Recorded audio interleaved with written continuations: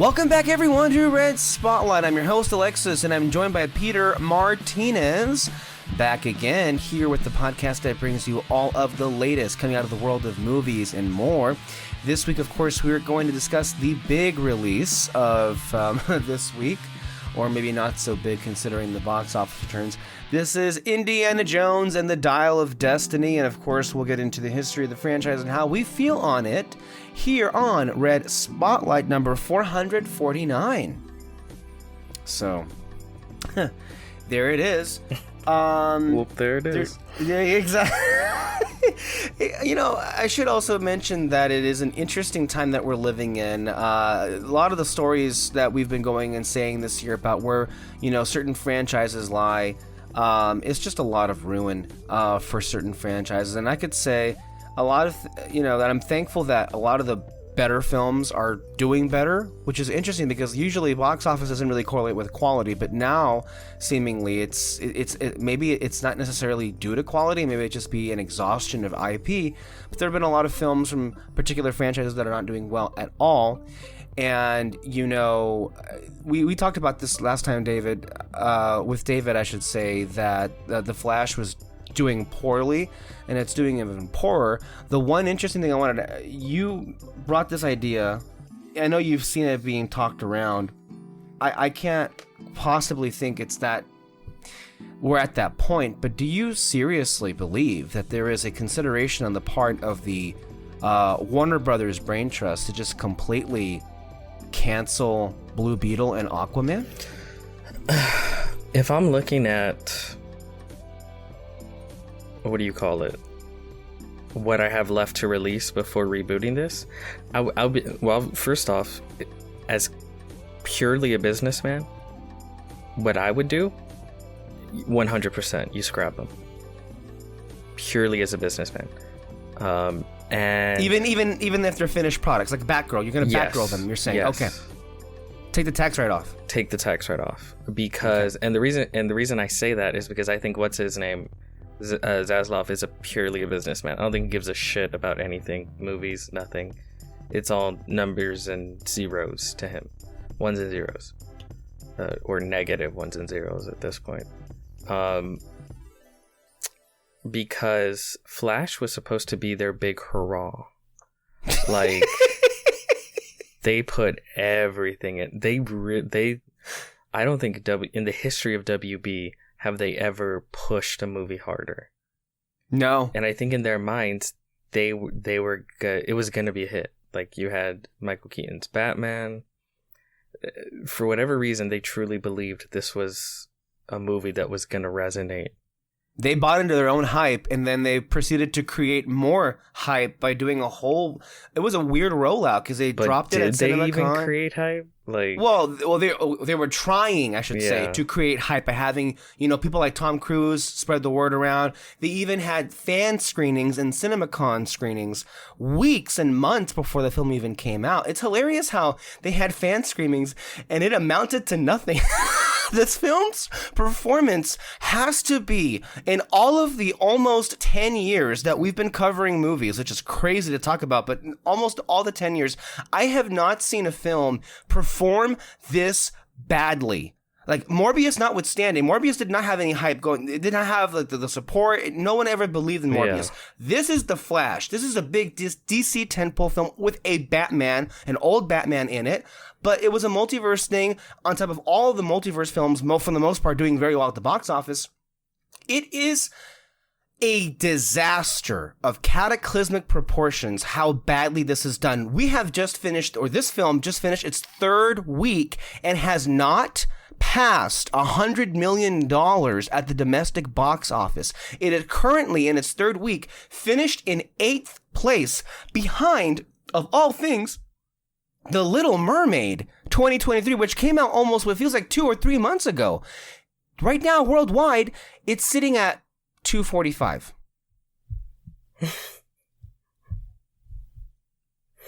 It has not made as much as Ant-Man and the Wasp: Quantumania made in its first weekend. In 3 weeks, The Flash has not made what Ant-Man did in 3 days. What more needs to be said? I mean, Jesus, I don't remember anything exploding like this did. And I can't, yes, the quality is a big part of it, but like this really just sells home the point. No one cared. No one gave a shit. No one. This is dead. This is dead. And the thing is, they would have saved more money had they just scrapped it instead of rolling it out. That's the hilarious part too. It's like they moved heaven and earth to get Ezra Miller under some kind of control, and then to, plow through ahead. And remember, there were even comments made by Andy Muschietti of the director of this film, The Flash, about, not entirely closing the door on Miller coming back and all this other thing. And you could definitely tell that they had this idea of maybe we can salvage this, and maybe we can even salvage Miller, some people would suspect, if this film did really, really, really well. And oh my God, this is a historic bomb. Yeah. And the reality is, looking at the movies that are set to release, no one knows what Blue Beetle is. No one cares. Why did they make a Blue Beetle movie? They've just made stupid decision after stupid decision. That was supposed to be a HBO Max movie, and then they bumped it up to release a theatrical release. Okay, but the thing is, that's the kind of movie you make when people are so bought into your franchise that you can take risks on these other.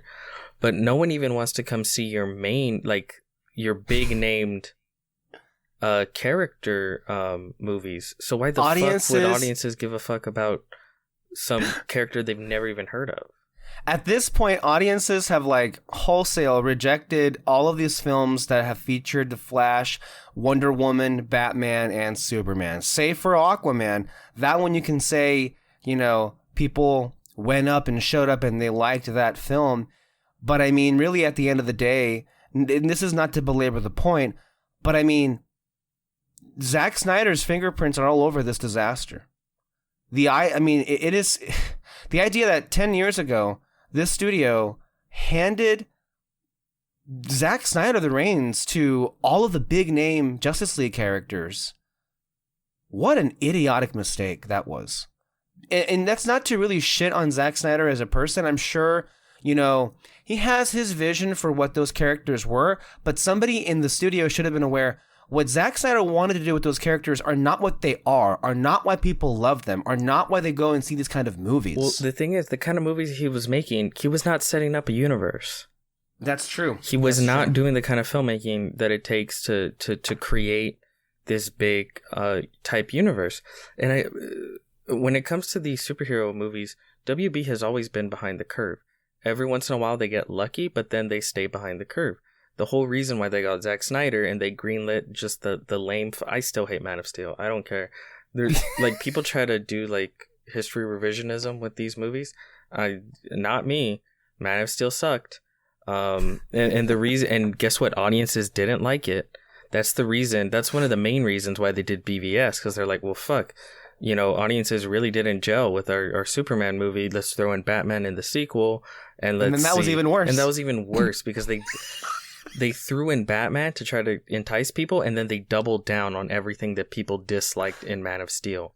And this is the thing: if you're doing a one-off, if you're doing Joker with Joaquin Phoenix, sure, that's right. That's fine. Put your own unique stamp on it, and understand that it's not going to connect with everyone. Or maybe even a trilogy disconnected, like Matt Reeves' Batman. Sure. Although I don't even know if that's a good idea right now. Yeah, I know. So I honestly, no. But to use that to then try and kickstart a universe, their decision, because the universe is Man of Steel. I get why they did it, because it was produced by Christopher Nolan, and at the time Zack Snyder was their big guy, and okay. But then once they decided we're going to pivot into making a universe, you don't have to abandon the actor himself, but they should have abandoned Zack Snyder. And realized that tone and everything that was going for it, it's good if you want to make this like one-off, unique, artistic spin that resonates with some people. But if you're going for like broad appeal to try to get as many people on board for your 20 next movies, that wasn't the way to do it. And they've been stumbling ever since then. It seemed the earliest indication that thought occurred to them was when they dismissed or fired Snyder off the set of Justice League and they brought in Joss Whedon. It took BVS really not connecting with people and not hitting $1 billion. And yes, the idea that because BVS was released at the height of superhero fever, featuring the 2 biggest known superheroes of all time, and it couldn't hit $1 billion. And then a few years later, Captain Marvel hit $1 billion. It is embarrassing. It just is. At that time, recall, I think it was around 730 something or 750, whatever. It was in the $700 million zone, that was the overall worldwide gross. I thought it got to 800. Did it? Oh, maybe. I think it was more. Well, I'll look it up right now. But if I'm not mistaken, I want to say, and again, this is just to compound this particular point, but I want to say that all 3 Guardians of the Galaxy movies made more than Batman v Superman. Maybe it didn't. But I would want to say it's like, you are correct. It is 872.7. 872. So it was close to, I guess, 850, but that's still a film like this to have the 2 biggest superheroes. Your point is, should have easily made $1 billion. And I feel if it didn't hit $1 billion, then at the time, I recall all of us kind of felt this way. Well, clearly the reason why it didn't hit $1 billion was because the film's quality was quite devastatingly poor. Yeah. And it was reflected in audience reaction scores. Like, it just is what it was. And then too late, because again, before they went all in on Zack, because he was supposed to direct BVS and then go straight into Justice League, and they were Part 1 at the time. They already had like the Wonder Woman movie in production, and it was going. And then what sucked was, and this, believe me, this is what sucks, the Wonder Woman movie was a hit. So because every once in a while one of these movies was a hit, like Aquaman and Wonder Woman, they felt the need to try and salvage whatever they had. But guess what, people get tired of it. Like you can only they only give you so many chances to do this at the box office. Look at Marvel. People are getting sick of fucking Marvel. But at least Marvel had like a decade of success. Yeah. Here with DC, how many DCEU films can you name off the top of your head that were actual hits with audiences? 2? 3? 2, maybe? And I wouldn't call Shazam a hit. Nobody saw Shazam. I wasn't even thinking about Shazam, but yeah. Well, I think it's like that's one of the good ones from a quality perspective, but audiences didn't click with it. At this point, quality doesn't matter because it's been too erratic, and the people, because even if the Flash still would have bombed, even if it was a great film. The drops, that's true. The drops wouldn't be as catastrophic week to week, but it still probably would have opened 50-60 million. The drops would have been better, but it still wouldn't have been great. I mean, it's because that was already baked in. This is why it opened so low. But as you say, these have also been historic drops. In its second weekend, it dropped a whopping 72%, just shy of Morbius's 73%. And then I want to say, even in week 3, it dropped like 67%. It only made $5 million in its third weekend, finishing in 8th place in the top 10. It very quickly dropped out of 1, and when it fell hard. Oh yeah, that's right. And I should have mentioned this in its second weekend. It was so underperforming. There was a two-way race between Across the Spider-Verse and Elemental to see who would win number 1 at the box office. Listen, it's a disaster. I think You're right. There may be serious talks right now about pulling those two films. I wouldn't really be sad about Blue Beetle, honestly. I kind of feel like the film's going to come out. Maybe it'll be decent. It honestly feels irrelevant how good or not it is. We know it's not going to do well. It may even be another disaster. What's difficult, I think Blue Beetle's easy. You can just, it sucks, but whatever. It sucks to the people who were in the movie. No, just dump it on Max.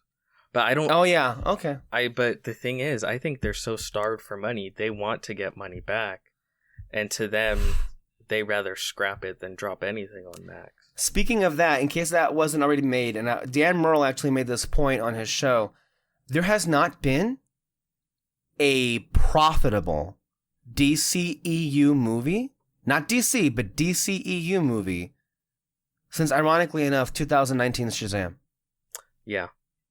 And this is why, again, not as someone who loves movies and stuff like that, but as a soulless millionaire, as Zaslav, if I'm thinking like Zaslav, if I'm thinking like a smart Zaslav, I'll put it that way, audiences need a break from these movies. 10 years, man. It's been a decade of this DCEU. The smartest thing to do would be to not release anything comic book related until the Superman film. Yeah. That would be the smartest thing. Because you don't want to limp along. Because audiences are just going to get more and more annoyed of like, we don't want this, we don't want this, we don't want this. And it's going to end up hurting Superman. And Superman, again, from a business perspective, that needs to succeed. And it needs to succeed big. Because you want to sell audiences on this new thing that you're doing, which I do think will be good because of who's behind it. At least that film. Speaking of, real quick, what do you make of the casting? Perfection. I really like the casting. That perfect cast. Pitch perfect. We're referring to David Corn. It's David, right? David Cornsweet? Yeah, I believe so. And then also Rachel Brosnahan. Mm-hmm. That's your new Clark Kent and Lois Lane. Everything about it.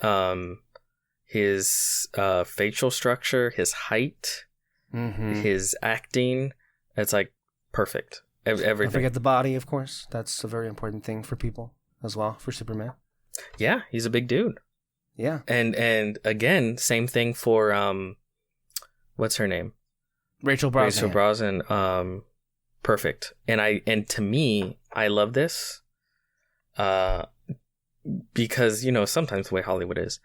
I always envision a slightly older Lois when it comes to Superman, Batman, because that's what happens is, he graduates from, Smallville, and then he's going to go to the big city to become a reporter. But when he gets to the big city, Lois is already, the Lois Lane, Pulitzer Prize-winning journalist. She's in there, she's working. So to me, I always like a little bit older. So I like how they have that there. I don't know. I just think I see the vision and it's great. Yeah, and it's James Gunn, and it most likely will be great. Like, again, we were a little like shaken with so much of him putting not his name, but promoting the Flash, and then of course that quality. The film wasn't very good at all, and so that's a little bit like, whoa, what's going on? But I mean, at least I'm not shaking his ability to make great. He can stories. Still make them. Yes, but so see, it's one thing to sell the Flash, but it's another thing to then hire the director of the Flash for your Batman movie. Yeah, man. That's a whole deal. You had mentioned earlier about, okay, I feel like, to me, I've been saying this for a while now, ever since like Gunn was brought on, but to me, the best thing to do, because I know Matt Reeves has no interest in entangling his movies, if he doesn't do things that completely contradict things in your new DCEU, I would just wait for Matt Reeves to move on and then incorporate Robert Pattinson into your DC universe. And I think right now he's not rushing Batman. I would not rush Batman. To be fair, if I'm starting a universe and I need to like really sell it, Superman and Batman are your biggest characters, right? Because like, what do we talk about? No one's gonna go watch a Blue Beetle movie right now because they're not sold on any of this. It's like, fuck. It seems like Flash might have even hurt the brand of Batman. Like, who knows, right? So, who would have thought that a movie that had 2 Batmen would open so low? Mm-hmm. 2 Batmen. So actually 3. There's actually 3 in there. I forget. This sucks. But I would, instead of doing another Batman, I would maybe release like a Wonder Woman. I have no interest in the Brave and the Bold as of right now, considering, and I don't mean to, poo-poo on Muschietti, but that film was very poor. And it's not all on him. There are a lot of people, but still, I don't know why anybody would be interested in his take on Batman when we have Matt Reeves' take on Batman right now. Yeah, if that's why I said you need someone like Sam Raimi. Like, you need to sell me, because I already have a Batman that's going to appear in theaters. You need to sell me on this different version of Batman. Mm-hmm. And the director, it's just no. Honestly, and again, this sucks because what's her name has become so synonymous with Wonder Woman, Gal Gadot, and I think it's mostly because she's the first like big screen Wonder Woman. Mm-hmm. Like, there's been a lot of Batman, there's been a lot of Superman, there have not been a lot of Wonder Woman. Right. But Wonder Woman is so iconic. So, and then her first movie, a lot of people liked it. It was okay. It really was okay. The first movie, yeah. Anyway. I think, especially because apparently his thing is whole like gods and monsters. That's like the tagline. You can lean into that with a Wonder Woman movie. Really lean into the Greek mythology of it all.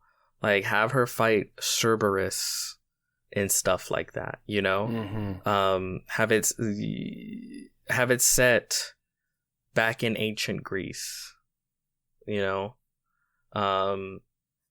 But you would need a new Wonder Woman and stuff.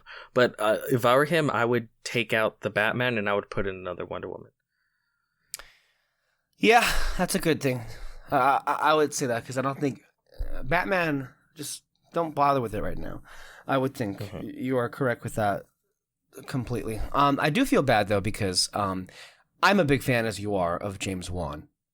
And he somehow gets like stuck in the middle of all this because, of course, his first movie, Aquaman, which it's a lot of things, but I really like the film because it's just a lot of fun. And to me, that it's a lot of fun. Yeah, and I think people really clicked with it. And so the idea of, and I also really like Momoa. I think Momoa has a great like charisma to him in what he does. And so I do hope when it comes to that Aquaman film coming out in December, and considering it's not going to have much competition, I would think it's going to, at the very least, do better than this. Because people did like Momoa, and they did like Aquaman. And James Wan is honestly on a streak that I'm not sure has been broken. But this might be it, though. Yeah, I don't see it ending up well. It's just... We'll go watch it for sure. Yeah. Well, it's funny because I don't know. I just don't believe the chatter behind the scenes of these movies anymore. Because from what it sounds like, it's like, oh, his Aquaman movie is getting like bad screen tests or something. Right. But, The Flash tested as well as The Dark Knight. They were saying all kinds of shit like that. And it's like, I don't... Yeah, I feel like people shouldn't really put that much stock in that. I think people from... anybody in general. I can't speak for the executives that do the actual screen testing and how much they get out of it. But, just because a movie ends up scoring well or scoring badly, to me, it doesn't really mean anything. Not anymore, anyway. Whoever they've been doing the screenings with, like, I don't know if it's the whole friends and family thing where they have them watch the movies. I think that whole shtick is not working out. Maybe that should occur to them at some point. But Well, another year, another Disney disaster.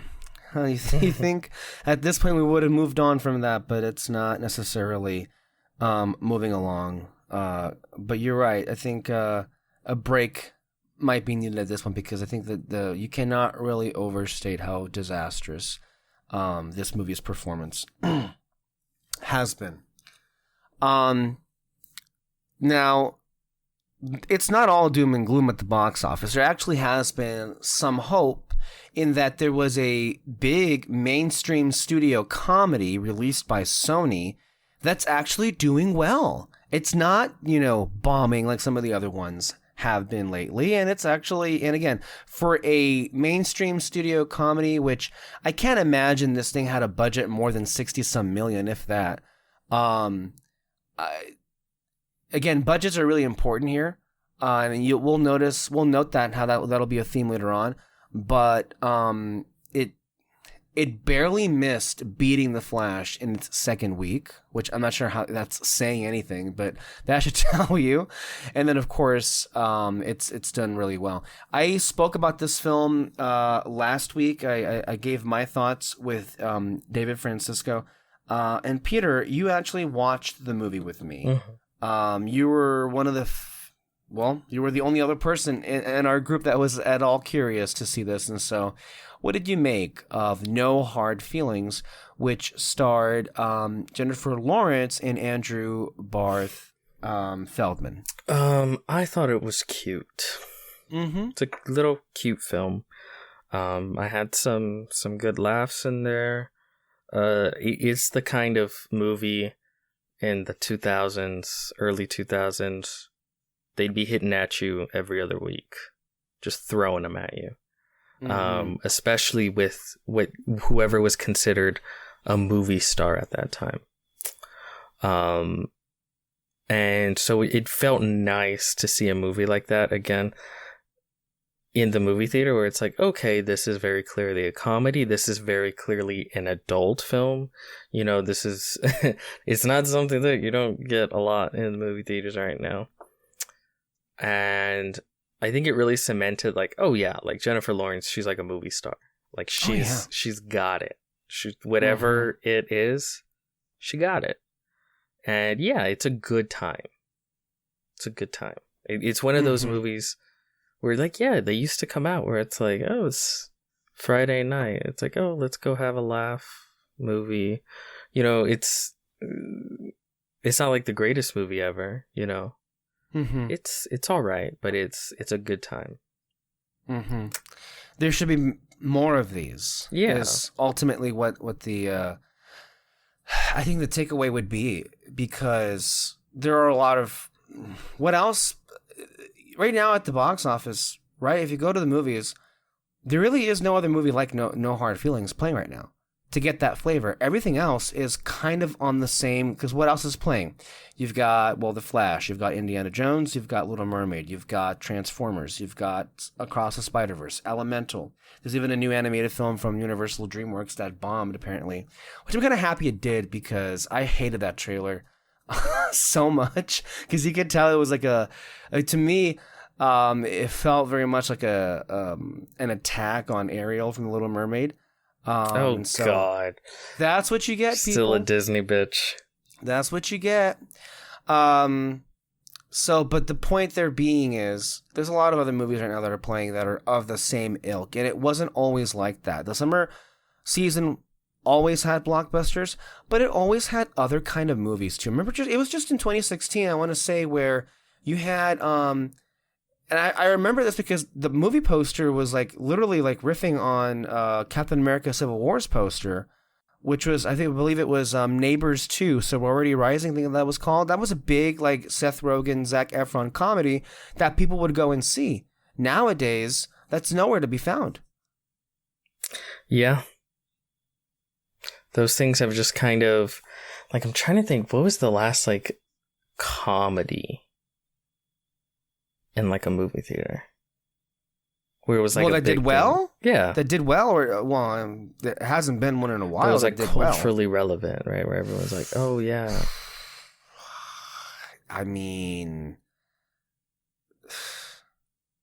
it's just sad to say, but I feel like there's a lot of truth in the idea that people feel like comedy is not something worth seeing on a big screen, and that they would rather see it on a streaming place at home. Yeah, a lot of people have just been like, well, I can just stream it. Especially because I'm already paying so much fucking money for these streaming services. Yeah. Why am I going to spend all this money to go out? Like, I just got to wait a little bit. Most people don't care about like opening weekends, right? It's just, yeah, I'll see it when I see it. Especially for a film like this. And maybe with comedies, it's not too detrimental. I mean, it is to the degree that we're not seeing them in the theaters anymore, but they can still have some kind of profit at streaming in a way. But I think what's scarier still is the idea that it's not just that attitude is not exclusive to comedies. A lot of people are taking that approach with a whole bunch of the bigger films, like Elemental, like if it's a Disney Pixar film, or if it's even Indiana Jones, for instance. There are a lot of people who know very well that, I don't really have any kind of impetus to go and spend money on this. It doesn't matter, really, how long I'll wait. But I do believe, though, that if you just draw it out a little longer, you can get more out of it. Maybe people are not going to come and see it in theater, but maybe they'll spend money on it on digital, on PVOD. Don't just go straight to freaking streaming. Look what happened with The Way of Water. The Way of Water only came out on physical media like 2 weeks ago. And I want to say that before then, it was on Disney Plus for what? 2 weeks, 3 weeks, 4 weeks before it came out on disc? That's still a good almost half year after it was in theaters. Yeah. That's how it used to be. Like changing this theatrical window to 45 days at the time anyway during COVID or post-COVID in 2021 was seen as this like quick thing to get a quick buck to make up for the way things have changed. But I don't feel at the time you and I believed anyway, it was ever meant or to be a self-sustained long-term thing to do to only have a 45-day theatrical window. But then again, there is something to be said. I'm sure you heard the news that in 3 years, Universal Studios has collected $1 billion off of revenue on premium video on demand sales. And what Universal has done, which is with most, if not all of their movies, they only have it a theatrical exclusivity for 17 days, and then it goes to premium video on demand. Not streaming, premium video on demand. They get more money there as well. So maybe that's a strategy worth looking into, but still, I just feel like it's... Well, I think it's because they also don't have a streamer that they're throwing money into to like a money pit like everyone else. Yeah, Peacock is there, but they're not putting any money into it to make shows or like to draw people to go into it. Well, I guess my thing is you can make a lot more money, it seems, selling individual movies. Yeah. Like licensing them out. Yeah, basically, you're right. So yeah, it's a really interesting time. Anywho, as far as Indiana Jones and the Dial of Destiny is concerned, I do want to say, as far as that opening, it was $60 million in its $60 million. In its first 3 days. I think that has a lot more to do with the fact that, well, the last movie came out 15 years ago?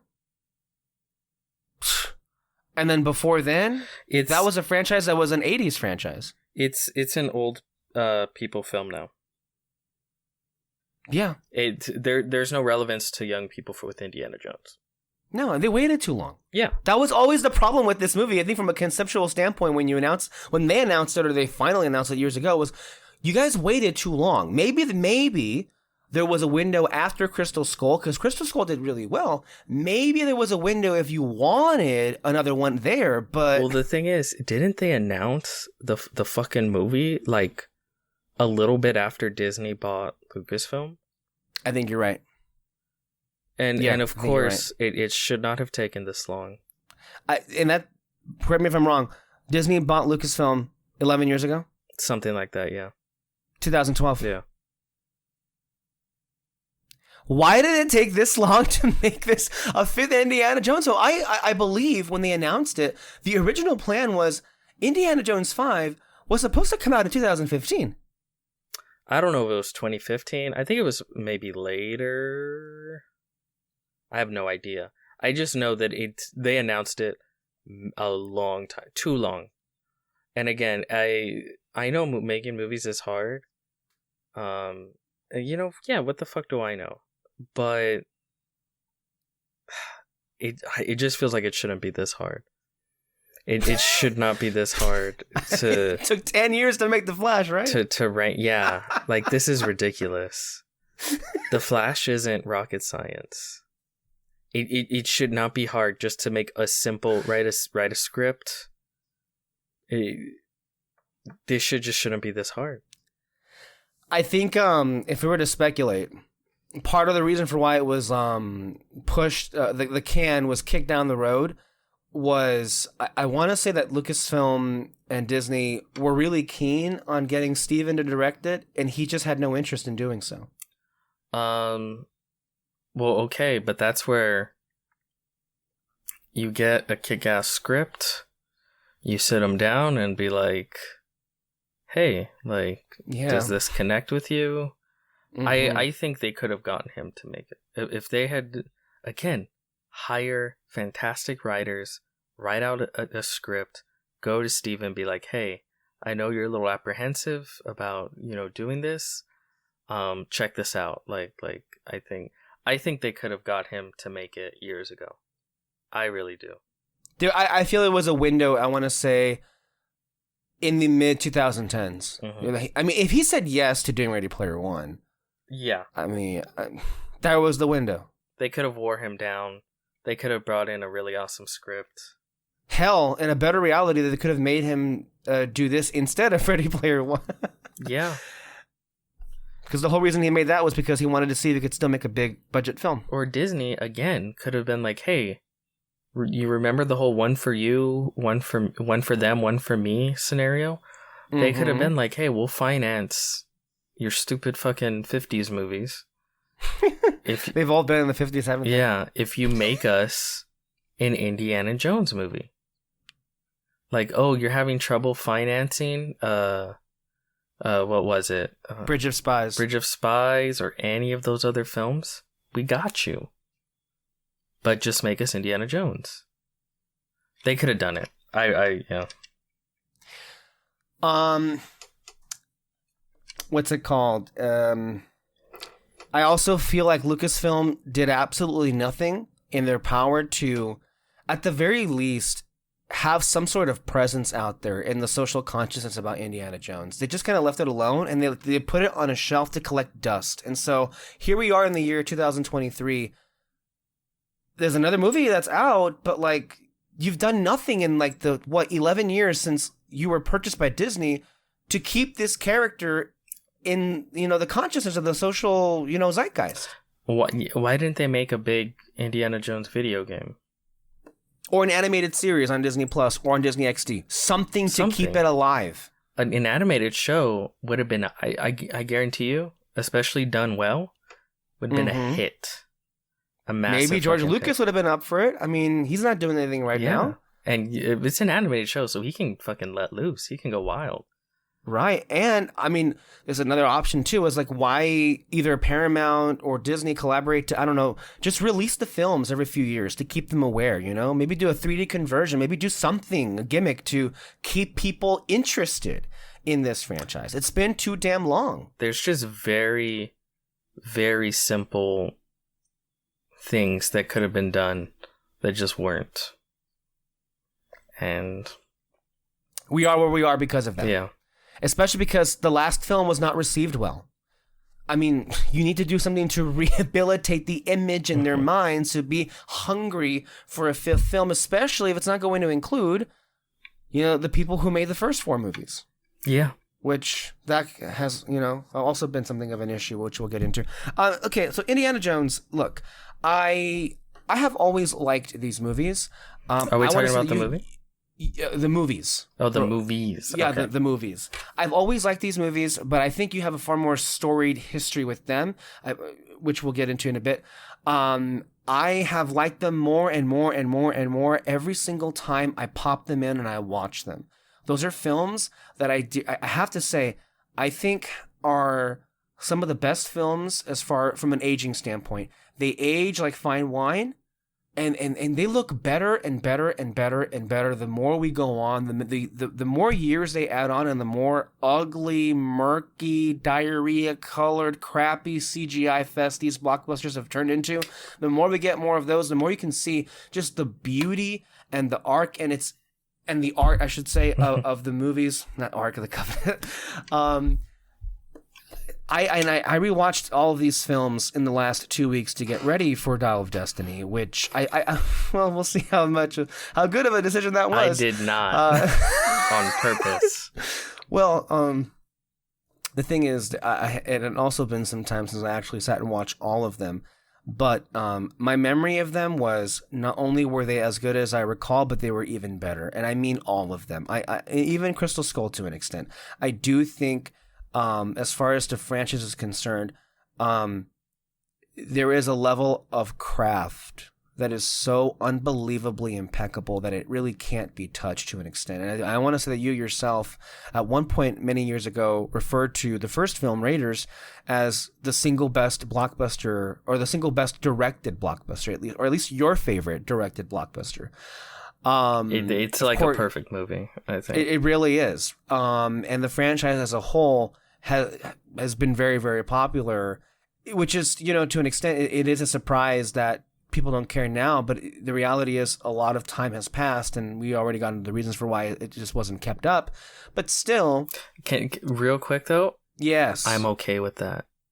Yeah. Like, there should be new blockbusters to take their place. Sure. We shouldn't have to wheel out 80-year-old actors to act like they're 30.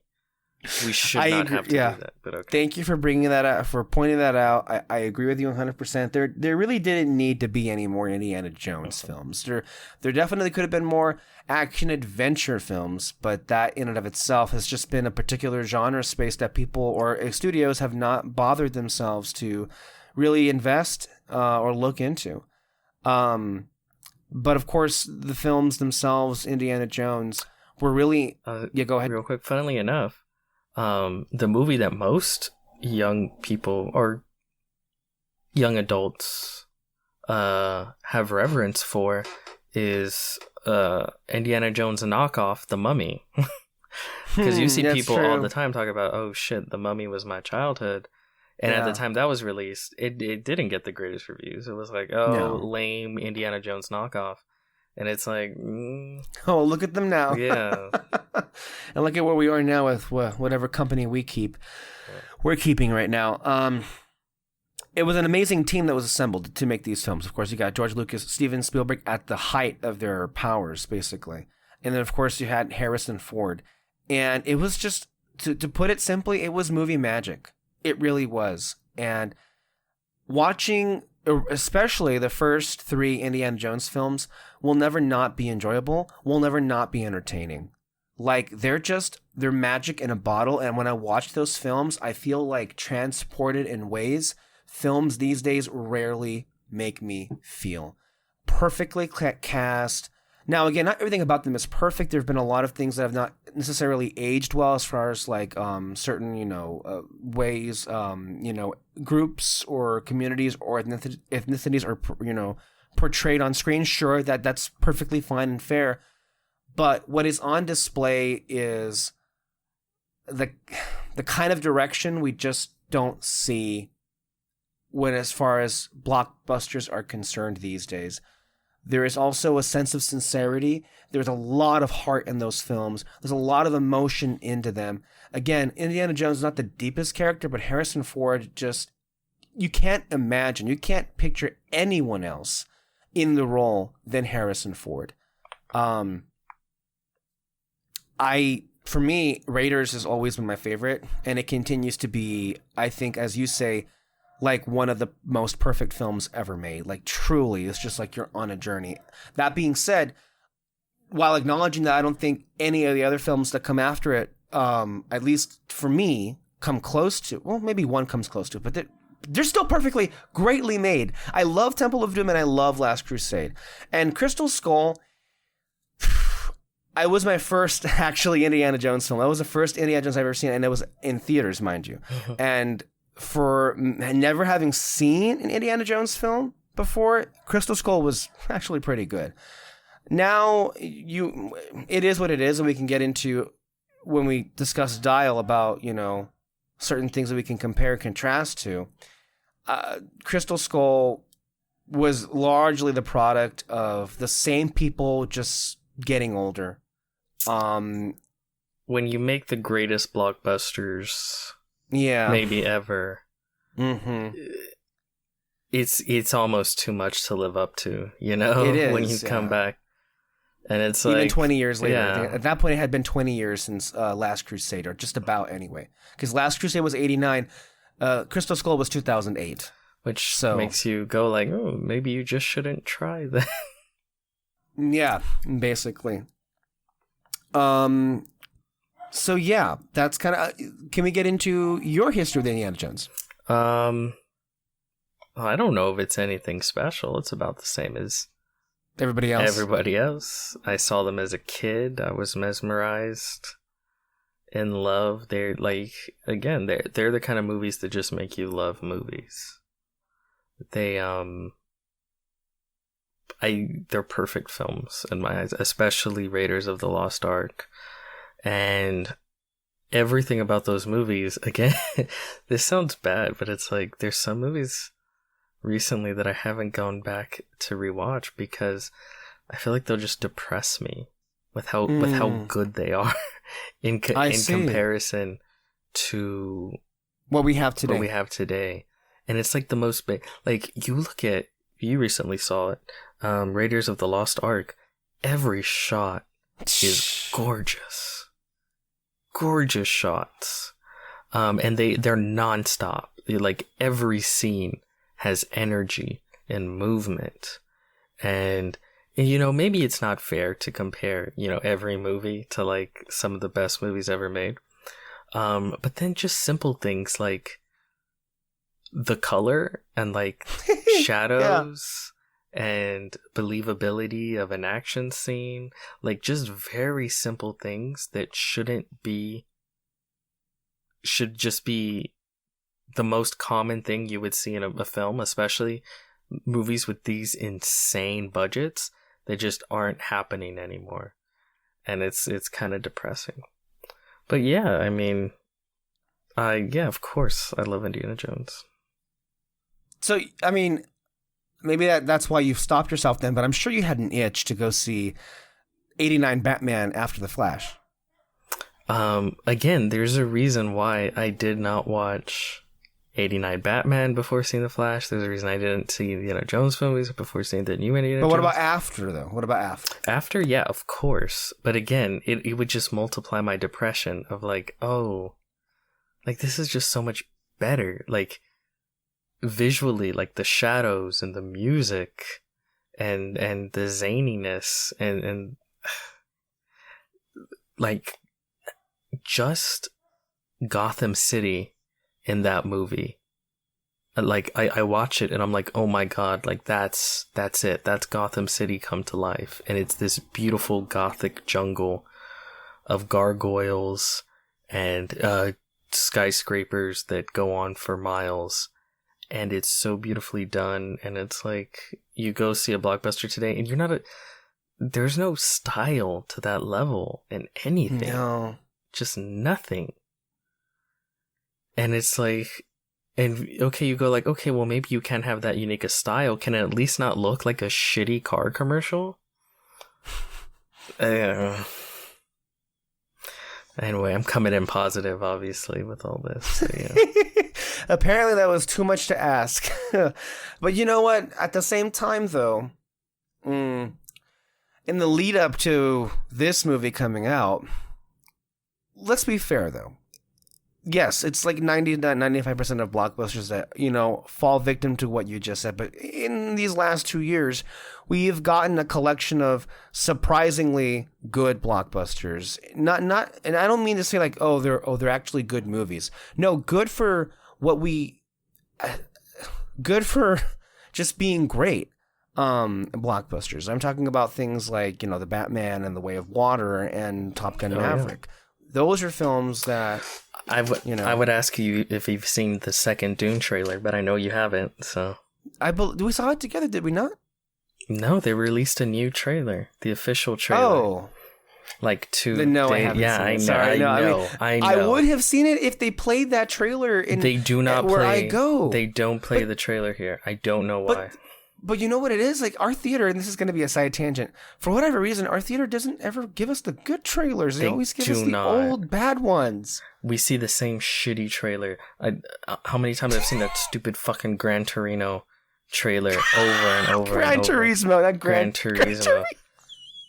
And like, I don't mean to hate on it, because I feel bad because the film, like, bombed.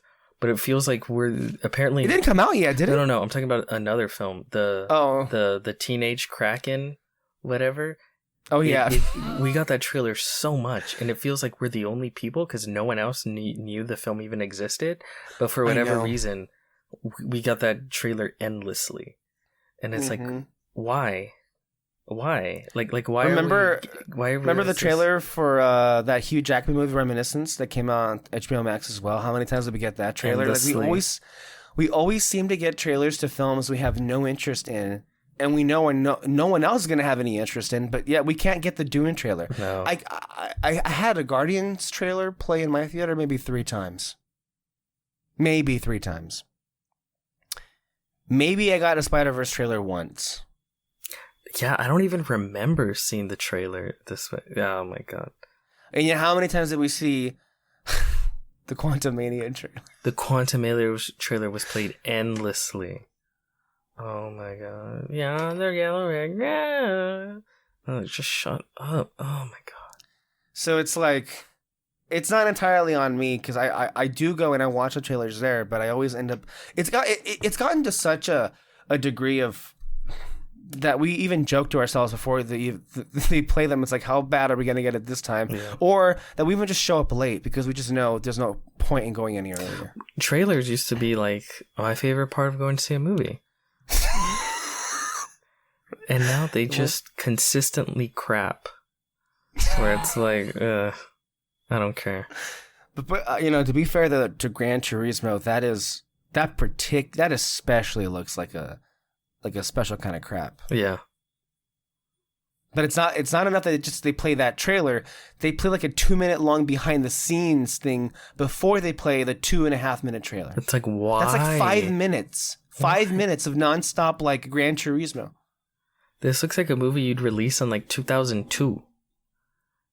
And it still wouldn't do well then. Like, I don't... Whatever. Let's talk about indie.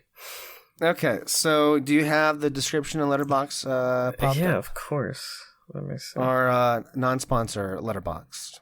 Yes, we're letterboxed. Where everything here is a movie. Okay. Indiana Jones and the Dial of Destiny. A legend will face his destiny. Finding himself in a new era approaching retirement, Indy wrestles with fitting into a world that seems to have outgrown him. But as the tentacles of an all-too-familiar evil return in the form of an old rival, Indy must don his hat and pick up his whip once more to make sure an ancient and powerful artifact doesn't fall into the wrong hands. Let's see. Starring Harrison Ford, Phoebe Waller-Bridge, Antonio Banderas, John Rhys Davies, Toby Jones, and Mad Mikkelsen. Directed by Kathleen Kennedy.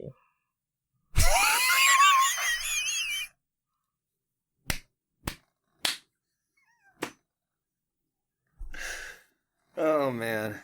Can you look up real quick? Did John Williams do the whole score, or did he just do the one theme for Helena? From what it sounds like, he did the whole score. Wow. Okay. Well, that's interesting. I need to verify that because that's interesting right there. Um, so, there's a lot to say about this.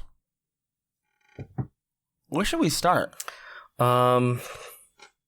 Overall? That's usually where we start. Sure. Yeah. I can go first if it's too much. Too much, pressure. No, it's not. Well, you know what? Can we just start off with this? Because I already kind of like threw it out there. I'm going to sidestep completely what you this overview here. But I did notice particularly that John Williams' music in The Rise of Skywalker was, first of all, there wasn't really anything new in that music. But second of all, and maybe most importantly of all, it didn't sound that good. Like there was something in the mixing there that wasn't that great with that score, right? And I don't know if there was a similar issue with you here, but honestly, I barely even noticed the music in this movie. I mean, if you want to start with the score, yeah, we can start with the score. Just quickly, and then we can go back to the overall thing. Well, I can tie it in overall right now. The score, like the rest of the film, I forgot. I already forgot what I heard. Like, I don't... left zero impression. Yeah. I can't even remember a single thing I can hum or anything. Was there music in the movie? Holy shit, let me think. The only time this is hilarious though. So we didn't see it together. We actually had to see it separately because I was away. But when I saw it, the only time I noticed the music was when the credits rolled. Because that's when they were playing the actual theme. That's when I realized, wow, they really didn't play the theme. If you look at those original films, they play that shit constantly. Mm-hmm. Constantly. Anytime he does anything cool or fun, dun dun dun dun dun dun dun. And this is the thing. And again, I don't want to shit on modern movies, but yeah, scores are a big fucking deal. Go back and look at like your favorite movies. You'll be surprised how much of the emotion is pushed by the score. It's insane how much the score contributes to the overall emotion and scene being effective, right? And like unironically, I don't know why. I just don't know. But there's a lot of I don't knows going around right now. I'm just a little, and maybe with Williams, maybe it's just an age thing, but it's not exclusive to him. We seem to be in the middle of an epidemic of future sequel installments being rather scared to play the fucking theme over and over. Like this happened with Creed in the new movie. This happened with just Guardians recently in the new movie. Now, in some cases, maybe a new composer takes over, sure. No, but it's like, fuck them. Play the freaking theme. Fuck them. They need to get out. Hans Zimmer played the James Bond theme in his movie that he scored. Yeah. Like, I don't give a fuck that oh, you didn't write it. Fuck you. That's the theme to these characters. That's the theme to these movies. You play the goddamn theme. Like, I hate that mentality of new composers coming in and then like, well, I'm just gonna entirely do something new. No, fuck you. Like,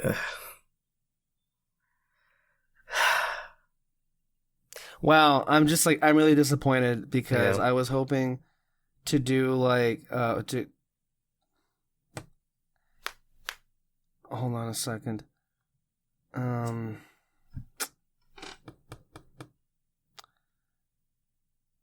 Yeah, I was hoping that the score was not Holy John because I just like, wow, there was music playing in the movie the whole time. That's crazy.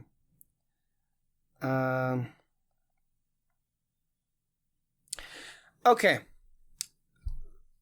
So,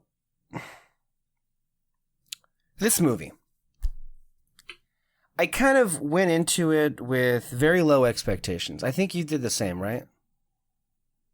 Had some really bottom tier expectations. Like, it had not been received terribly well the entire time. And we can make, excuses here that, it premiered to a group of critics at Cannes Film Festival of all places. Whatever. It just wasn't receiving the best word of mouth. And then, the trailers actually worked really well on me.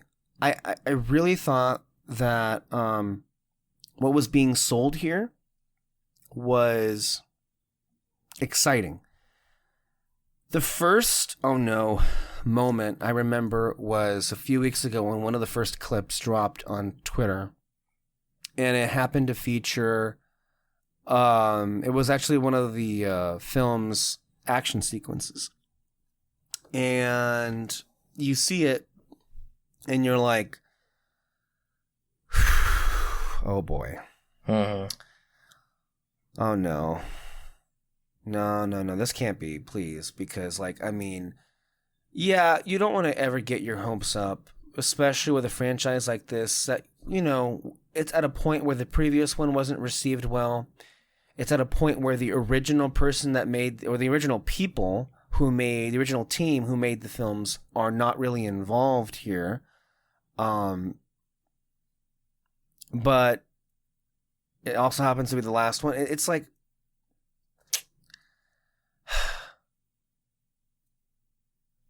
I have to say here, almost immediately, it was apparent to me when the film began that, oh no, okay, well, I guess this is what we're doing. Because I feel like what these films really rely on is a sense of energy, a relatively impeccable sense of direction, and they especially rely on rather inventive and engaging action set pieces. And it became very apparent early on that whatever this was going to be was not at all going to measure. Now, you might say that's rather unreasonable. Sure, okay, it's hard to live up to the magic. Even the fourth installment had that same problem. But I feel like what was on display was quite poor, in my view. This film, there were some moments here that I think are nice and well and good. I don't feel like any of the problem really lies on the part of the performances. It's just, to me, a weak script. And you can, and I don't just mean that in terms of like the story. The story is fine. I just mean particularly the screenplay, the dialogue. I feel that suffers terribly because it's just not very memorable. It doesn't help to move any of the scenes along. I don't think the characters here are done particularly well, and I think the screenplay is honestly kind of a mess when it comes to a lot of dangling through lines that are just there in the film and then instantly just get dropped along the way. And then, of course, the direction really, at the end of the day, is what this movie was going to live and die on, and it just wasn't there. And it's really sad because, based on all accounts, this person, James Mangold, was somebody who we were both looking forward to directing this film because of what he had done before the fact, right? Mm-hmm. All of his films leading up to this. And watching this movie, it comes across like there was either he was really not interested in this, or worse, he really was and just couldn't come up with anything that was anywhere halfway decent or memorable. I'm not going to say that this is like awful or one of the worst things I've ever seen, because it's not. But I think it is bad from the standpoint of being very low energy all the way through.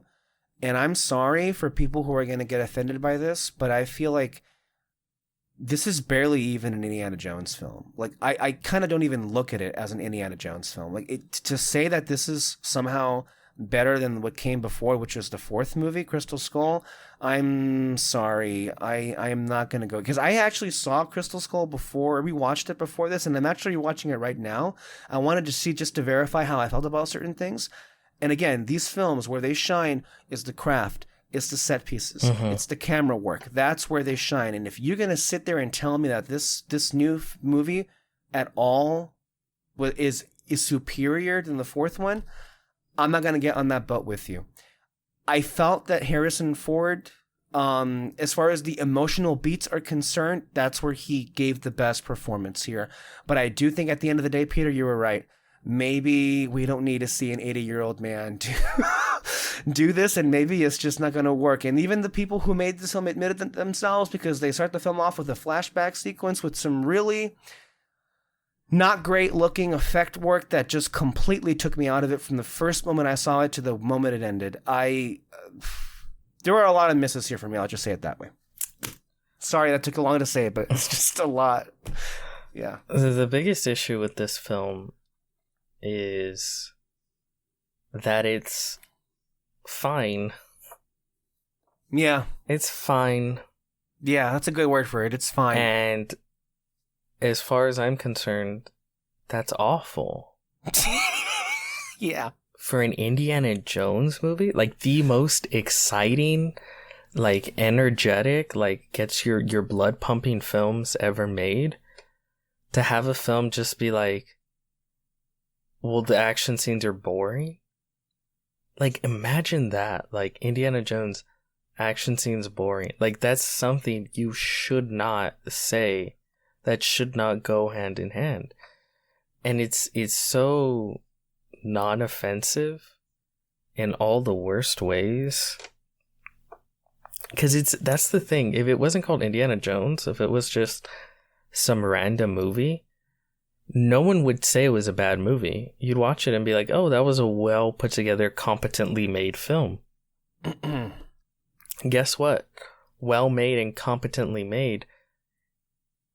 That's like the worst thing you can make if you want to make an Indiana Jones film. It needs to knock your socks off. And I understand that feels like a ridiculous high degree, and it's like, I agree. So if you can't do it, don't make the fucking movie.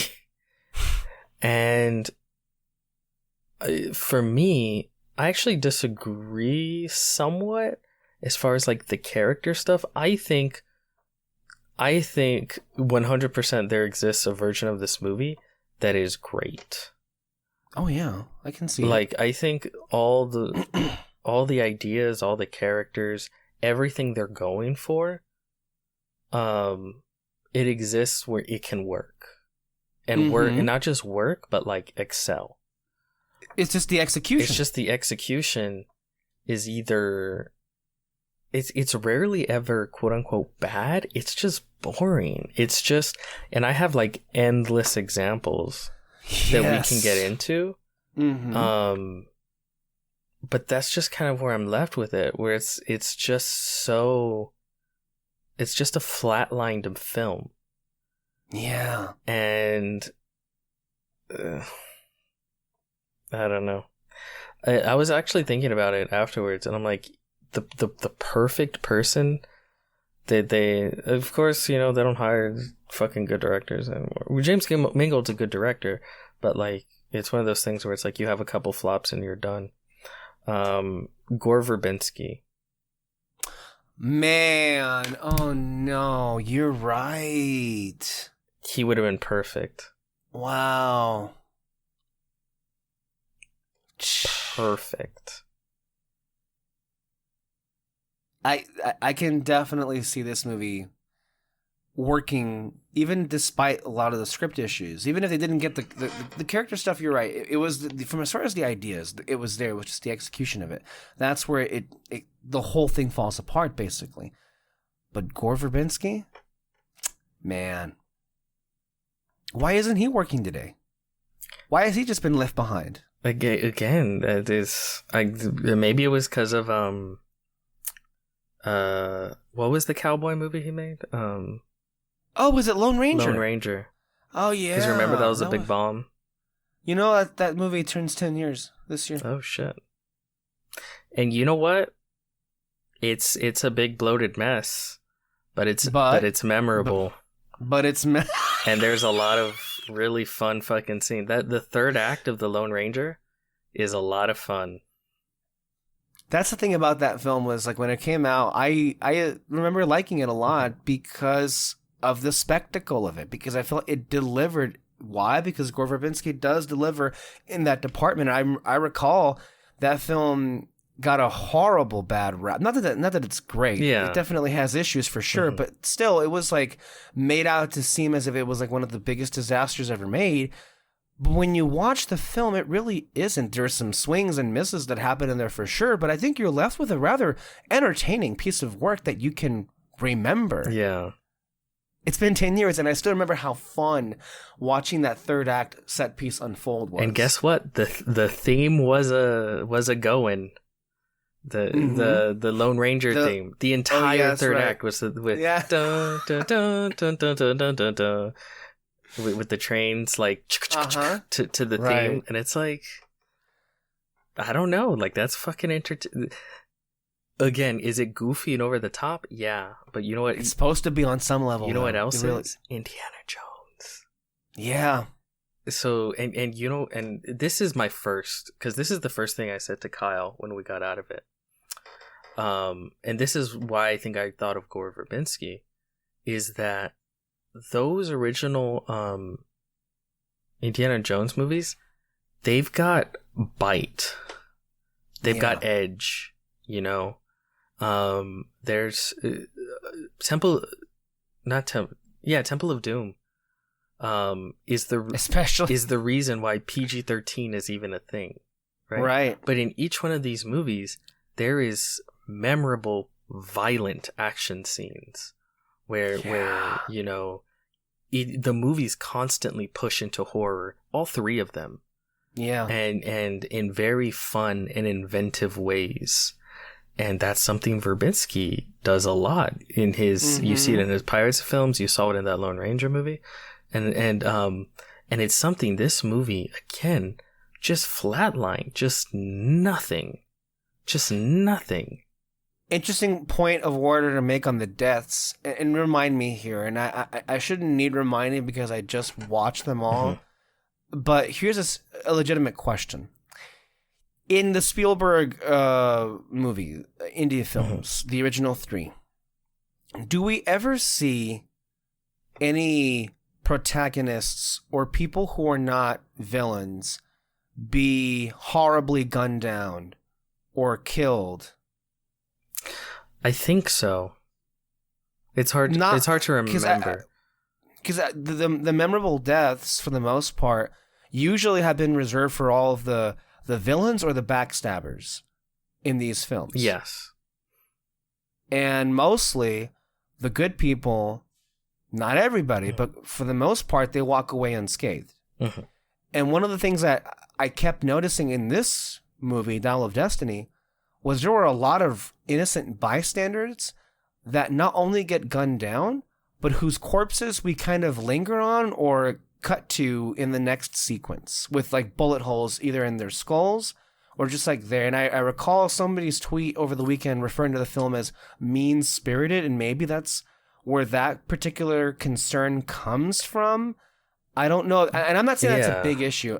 I'm just saying it's something I noticed. For me, this is the thing. I wish it was mean-spirited. Because that would be something, right? Like if it had that sort of meaner edge to it, right? Where it's like it's the 60s now, and you know, especially because I think that would go along with sort of this thing of like he's in a world he no longer recognizes, because you know back then he's fighting Nazis, and now the Nazis are working with the American government to put men on the moon. And it's like, yeah, maybe it's a little darker, a little meaner spirited, but it's like, I'm sorry, it's just so fucking tame. Like, it really is. The you know, just to not, you know, move on from your point, but the death sequences in this film for the villains are like, really? Just a shot of them by the crash site. Really, that's it.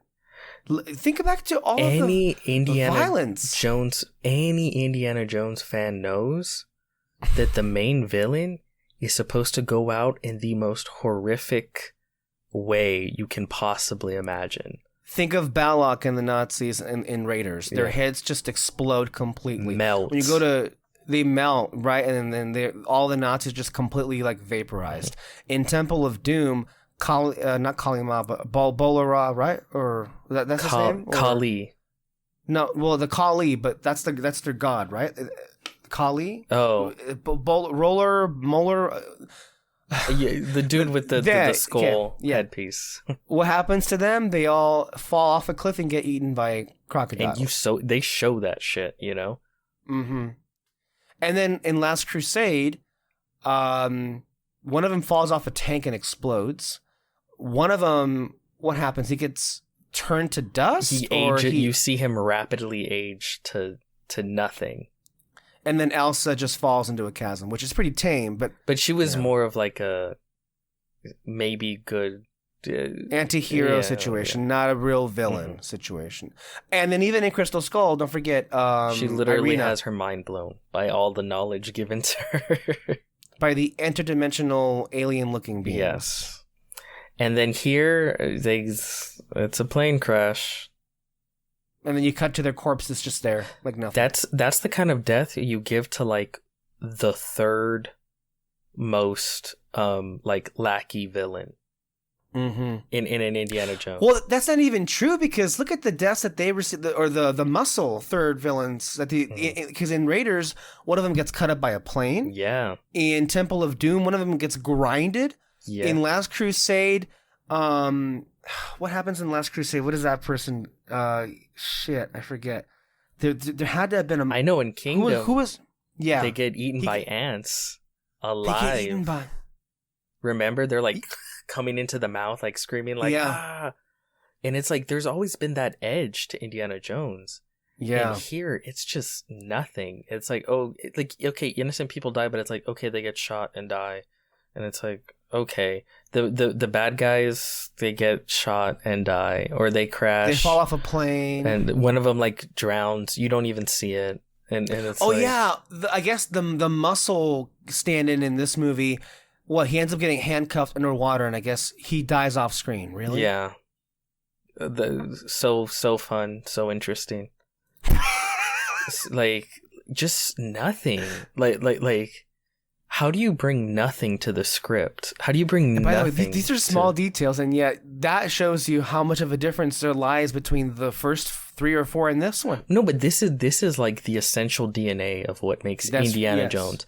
Their little key points that to me are the essential DNA of Indiana Jones, and then in between that, you can change a lot, right? You can mix and match characters, character arcs, locations. MacGuffins, so much. You can mix and match so much, but there's key things along the way that make Indiana Jones, and one of them is its violence. Remember the opening shot of with the boulder. They show what's his name? Melina. Not Melina. Well, it was Melina. Not just Melina, there were other ones, but Melina. No, but specifically him they show his like freaking with the spikes, and he's there all fucked up, dead, and it's like this is the kind of key. These are the things that make Indiana Jones, and then to add on to that, like the boulder, right? That's like a memorable set piece. Him having to like. Okay, get the sand, try and measure it, and then move it over.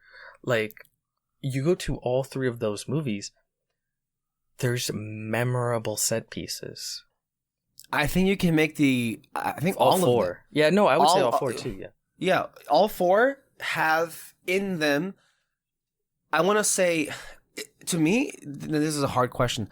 The 4 directed Spielberg indie films, not only do they all have memorable set pieces, it's pretty hard to pick out a weak link among them. They're all, I think, of a high caliber, not just in terms of like the set design, but also as far as the execution of them and the creativity behind them. Yes. But then also the camera work that goes into making them become alive and be vibrant. And when it comes to Dial of Destiny, well, I'll just say this. There's a lot to be said about this area, but as far as locations are concerned... Well, I feel like 90% of the action scenes are like chase scenes. Yeah. And again, they're not like badly directed, but they're just like the most stock, like whatever chase scenes. Like, you know what? I just thought of something, and it's honestly kind of disgusting that I have to bring in this movie into the conversation. But the sequence in I don't even know where they were. I think it was Morocco, right? After she tries to sell off the dial, and then there's a whole chase with like, what are those, streetcars? Yeah. That was the moment where I'm like, why isn't this working? Yeah. This looks ugly. This looks so unengaging. This all looks like it was shot on a soundstage. It's just so low energy too. And literally, even as far as the dialogue that's in there, nothing there at all was remotely interesting or engaging, to the point where in just this moment that we were discussing, I don't want to say it's better, but at least it had dinos in it. Remember the sequence in Jurassic World Dominion where they're at this... Remember, I won't forget this ever in my life, but in this film, they go to like a black market cantina Star Wars location where they're like doing the like little dino fights. The little hand puppets are like, wait. I remember it. It's yeah.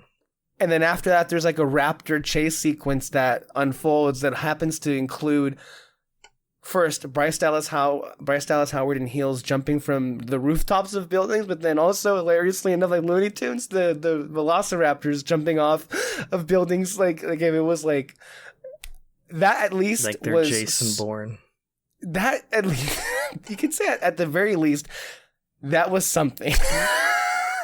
So much. That's the issue. I feel like if you just took this exact same film, took all the action scenes, and then just made them memorable, so much, like the movie would work like 500% for me. I feel like that's what it takes to make these movies work. Yes. If they were great and top notch, everything else I could very easily forgive or overlook. Mm-hmm. It wouldn't even matter. As long as you delivered on this, I want to say, and this is where I think people are overly harsh on Crystal Skull and dismiss it to such a degree that people, I think, are just blinded by their original hatred or disappointment toward that film. And again, I'm not saying it's great, and I'm... To me, it's still the least Indiana Jones film. By the way, I'm not counting the fifth one because I don't really count that as an Indiana Jones film, just to be clear about that. But that film had set piece after set piece after set piece that was just hitting. Yeah. Now, you can make the argument that in the middle there in the forest, there's some VFX and then some choices with monkeys and things maybe get a little bit too silly and cartoony. Sure, I grant you that. But the action in that film was always engaging. It didn't matter where you were. And the locations, I would say that the Amazon as a location was particularly thrilling. Even earlier in the film, when they were at the Area 51 location, or even when they're on a motorcycle in the middle of the town that Indy lives in, to the university. Like, there are so many of them in that film that at the very least, because of course Crystal Skull does have real issues and problems for sure, but what isn't one of those issues is, I feel, the most important aspect of the indie films, which is the set pieces, which is the direction. Yeah. Like even early on in the movie, in Crystal Skull, because again, I just rewatched this recently, the Russian muscle was posing as this American sergeant or general, and right before they execute them, they're at the gate before they get into the Area 51 location, he just crouches down, and then behind him the camera moves up, and then all these like guns just come and shoot all of them. That was just one shot, one camera movement, and this fifth film had nothing close to anything. The camera's like that. very static. It's just not moving.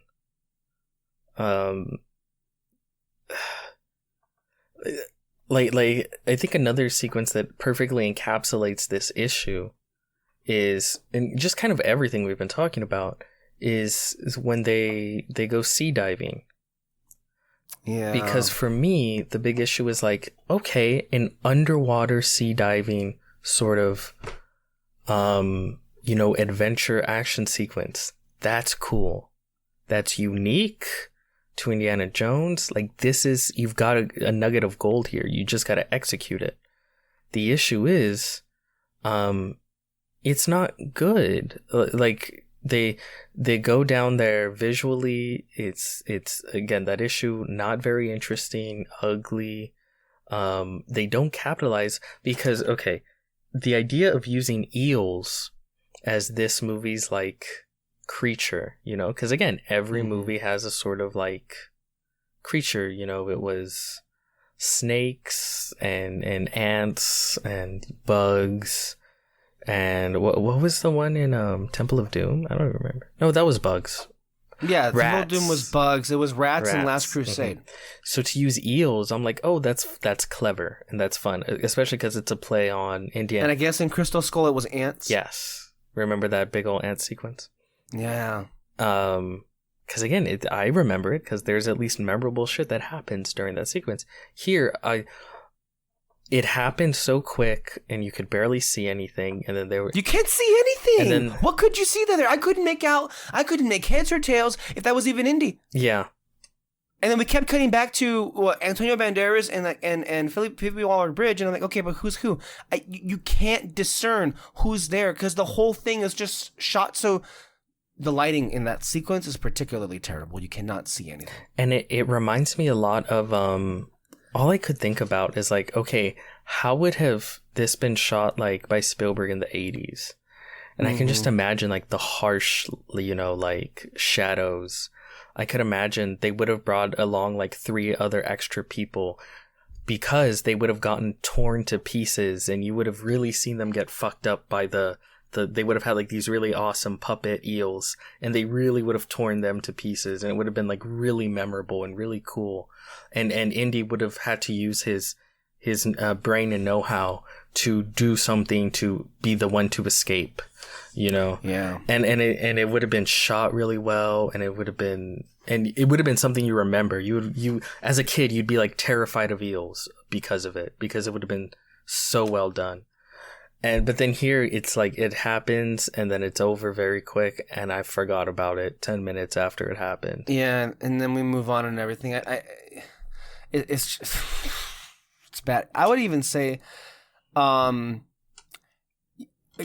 there was a lot that's been said about whether or not Mangold tried to capture the style of Spielberg. If he did, this is a miserable failure. You can make a better argument that he wasn't even trying and maybe doing his own thing, but I mean, there's just no style to this film whatsoever. It's just completely drained of that, and I think you can make the argument that even Spielberg today would have been a better choice because look at how beautifully directed West Side Story was. Yeah. Yeah. At the very least, you can make the argument that Spielberg has not lost it as far as directing is concerned. He knows how to move that camera.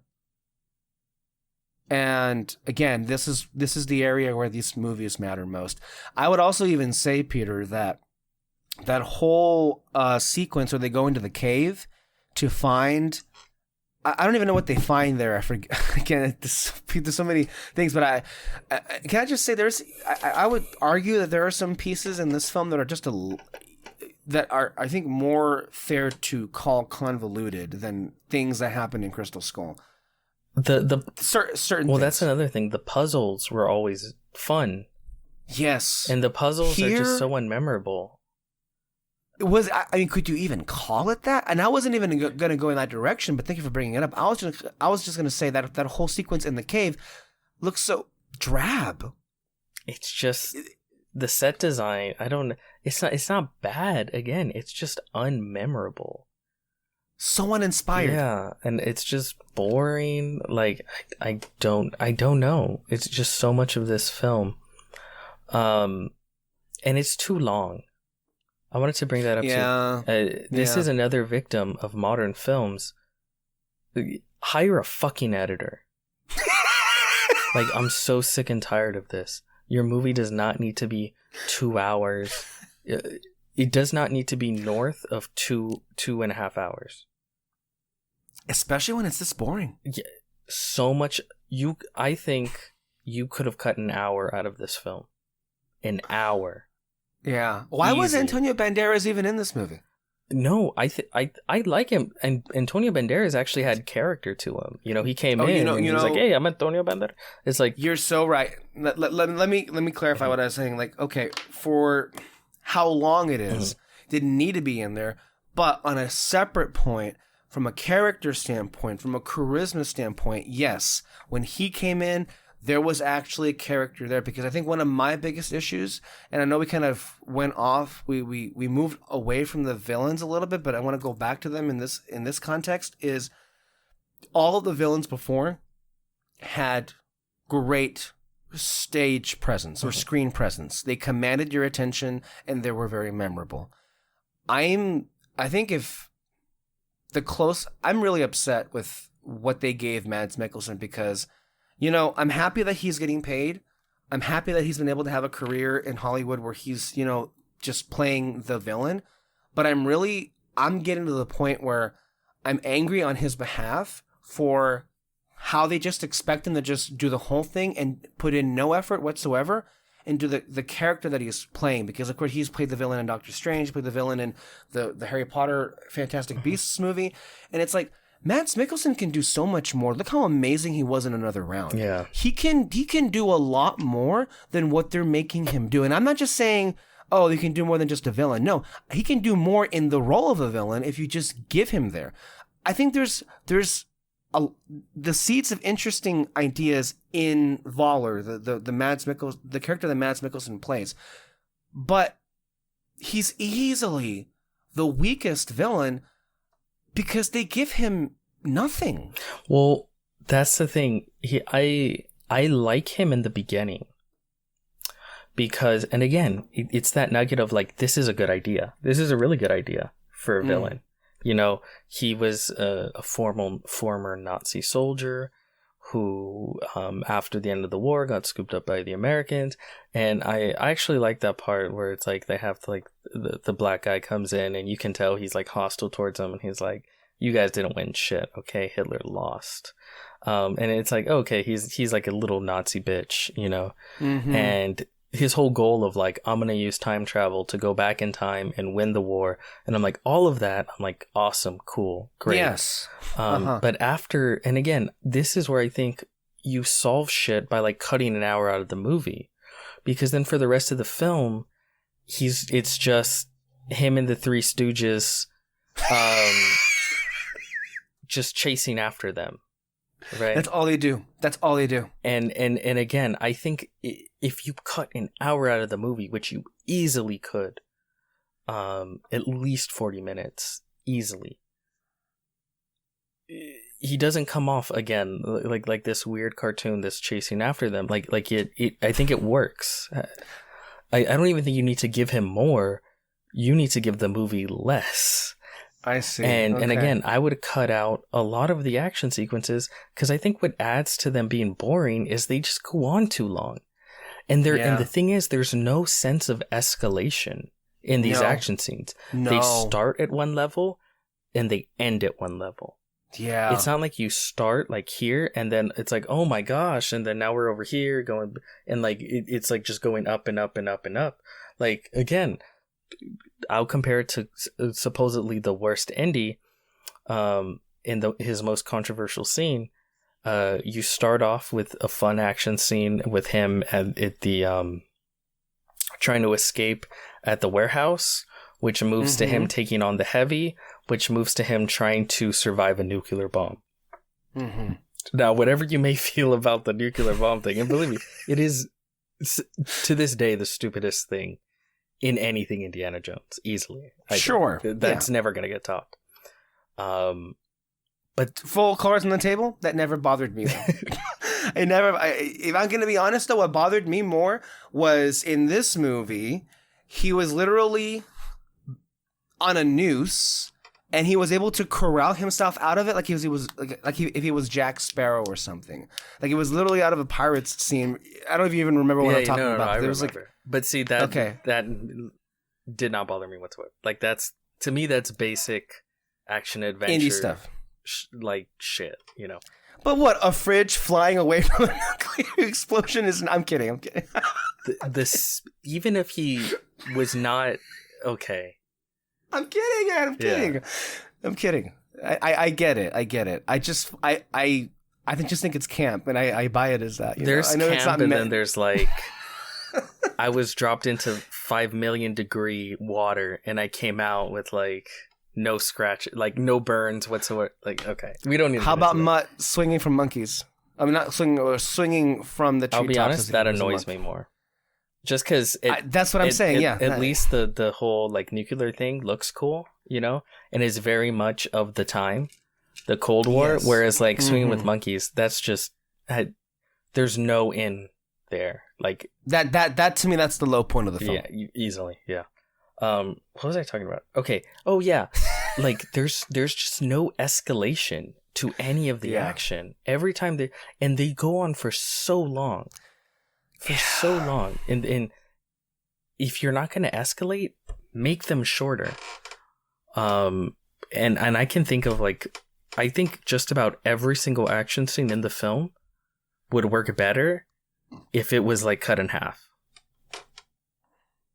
As far as from a set piece standpoint, the only one, well, I wouldn't say the only one. There's two. But one of them was really neutered by a particularly distracting visual effect on display for most of it, which we can get into that one if you want. But I think to me, the one that worked the best easily was the one in New York City. Yeah, it did work the best. And the reason it worked the best is because they added memorable elements to it. Yeah. Him riding horseback through the streets... and in the subway. Again, utilize your environment, which is New York City. Utilize the time period, which is the 1960s.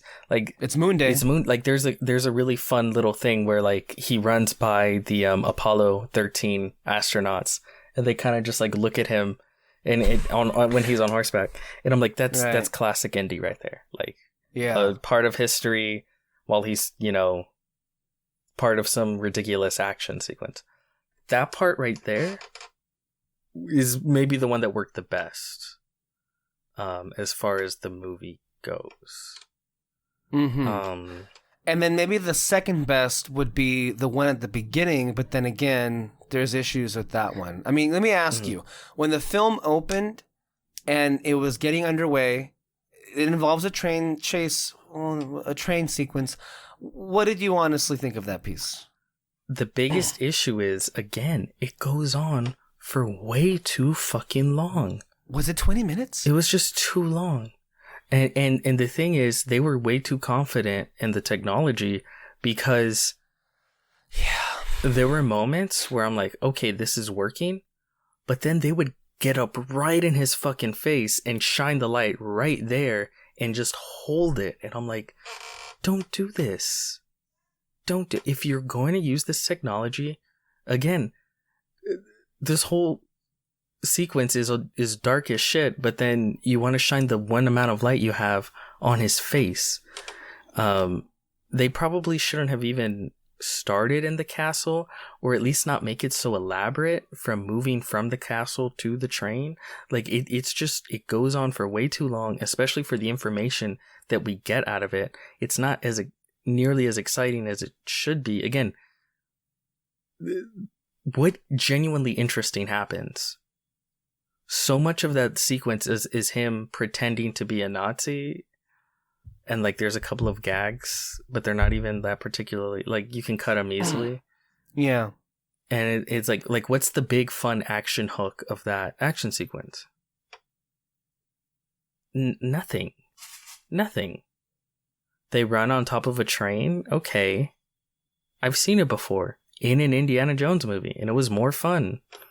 Mm-hmm. Remember at the beginning of the Last Crusade, on top of the circus, and you had that fun thing where like he would fall into like the snakes, and then he got the whip with the lion, and it's just constantly like fun thing after fun, interesting thing. And here it's like, okay, no wait, there was one thing that was kind of interesting, but again, Indy didn't really have anything to do with it. It's when they shoot down the like gun, and it like turns around because it's blowed up and shoots all the Nazis like chasing after them. Yes. Okay, yeah, that I can give you. But I think the reason why it's not as memorable, because it would have been more fun if like Indy planted some sort of bomb to make it go off and do that. You know, he's the one who made it happen, other than just happening by accident. Yeah, also, I can only assume it's happening at night as a cost-cutting measure, but like it didn't look good. You could also not see that much, and I assume it was a nighttime sequence because they were going to be doing the de-aging effect, the deepfake, whatever it was, and when you do it darker, it makes it look, I guess, a little bit better, but not really. It still ended up like it was hard to see. It was hard to look at. Just overall, just to get a sense of scale. But as you were saying, the whole time I'm like, this is really distracting. Yeah. Can't really get into it. This is how it's looking like. It's not very good. Can I talk about the one thing about the movie I liked? Like genuinely was like, okay, this is great. Yeah. It's that third act. Oh, yes. How could we forget? Because I'm one of those people, and I know you are too. Again, I fucking hate nerds. Nerds are stupid. And the thing that happened was the first Indiana Jones came out, and it was a hit. And then so they were like, okay, we're doing Temple of Doom. And Temple of Doom tried to be very different, right? As far as, no Nazis, like they changed everything up, except for Indy himself, an entirely new adventure. A lot of the supporting cast was replaced. I mean, only Indy, I think, came back. I mean, Harrison came back. Yeah, and of course, audiences kind of rebelled at that. So when they did The Last Crusade, they brought them back, the supporting cast, for one. They brought back the supporting cast. They made it a biblical item again. They made the Nazis the villains again. And to me, I hold that Indiana Jones is history adventure man, which means his main villains might be Nazis, but he takes on all kinds of different and he doesn't just deal with biblical he deals with everything, that had to do with history. Noticed, I agree with you, just as a brief aside, I have noticed to this very day, people still treat Temple of Doom rather poorly. It's a great movie. It's fantastic. I don't get it. There's an aversion to whatever happens in Temple of Doom that people just do not like and do not vibe with. Because I don't get it. Nerds suck, that's why. They I think that's another reason why I kind of love Across the Spider-Verse, because it's a big fuck you to people that are obsessed with canon. And like a very specific type of like, it can only be this way.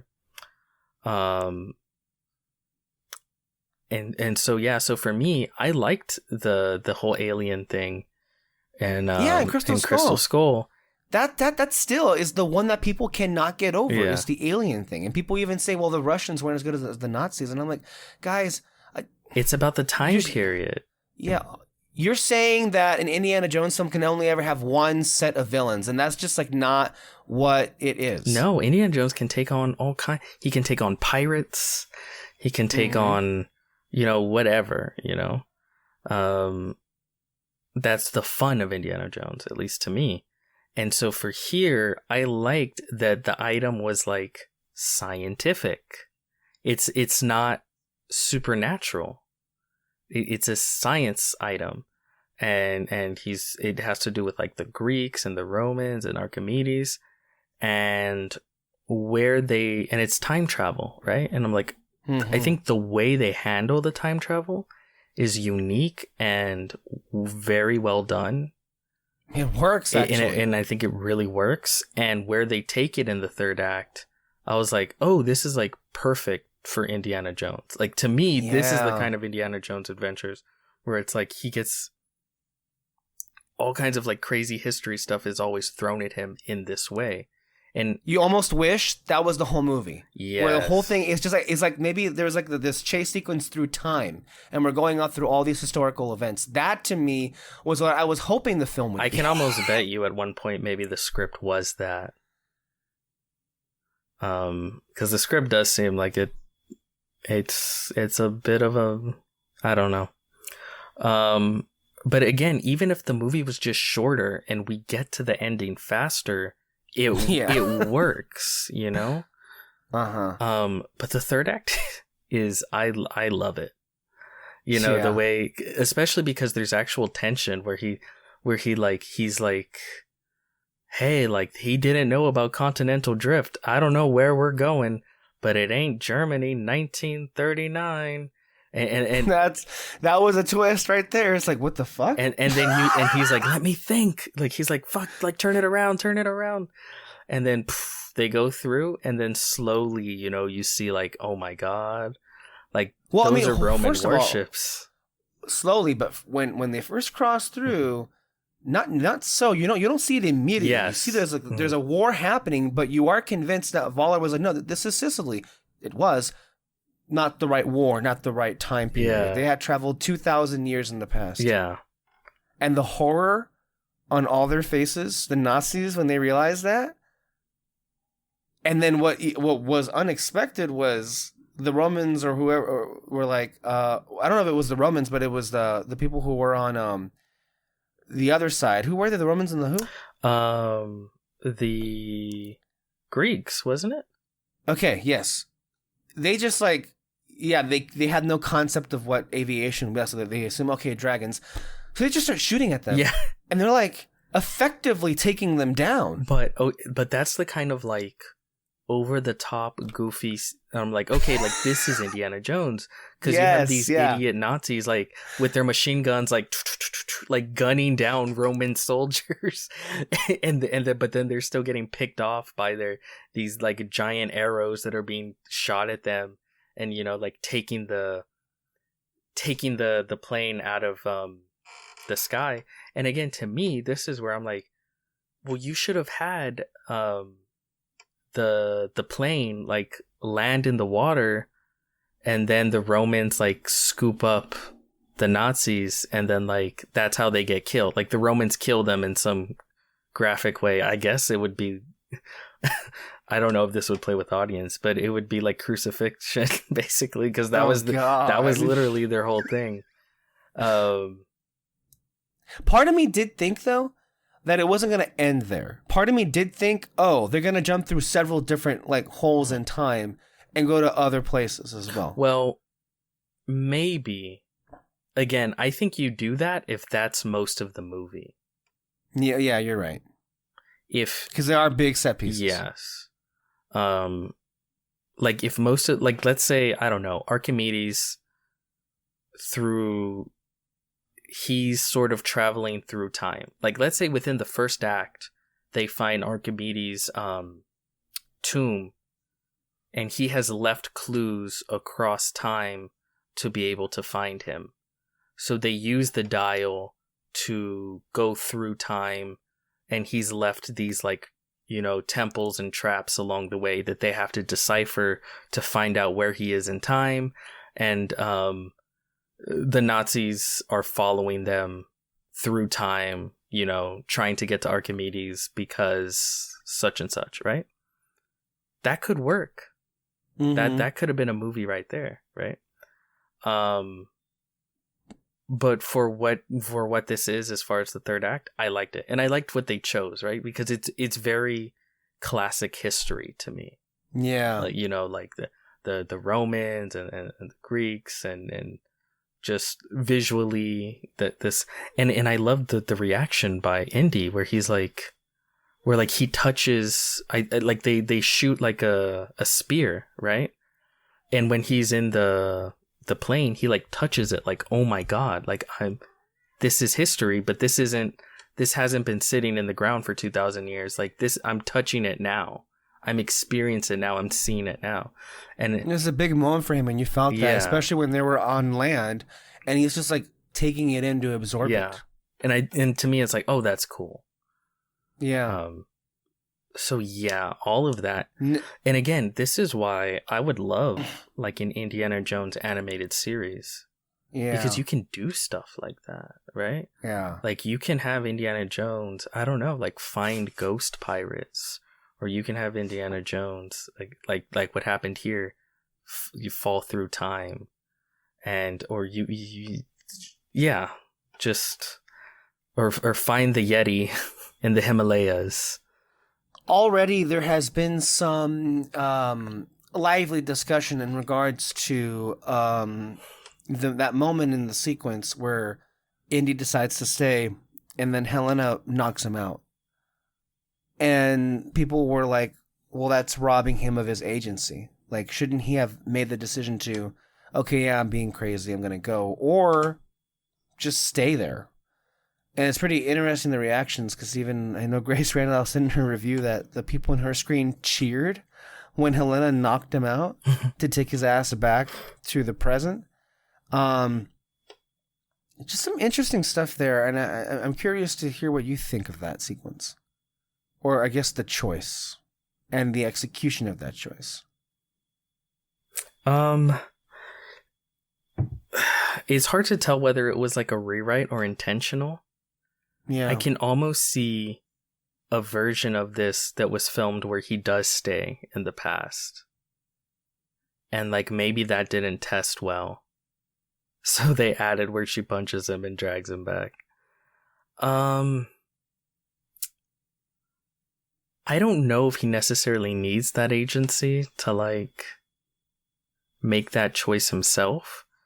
Because Dan Murrell also made this comparison, and I saw his review, where that there are moments in all the films where Indy does get like distracted or tempted by the history fanboy in him, and he needs to be reminded to let it go, as his father said in The Last Crusade, because he was even at the end of all of it, he was still trying to hold on or clutch onto the Holy Grail, but he had to be told to let it go.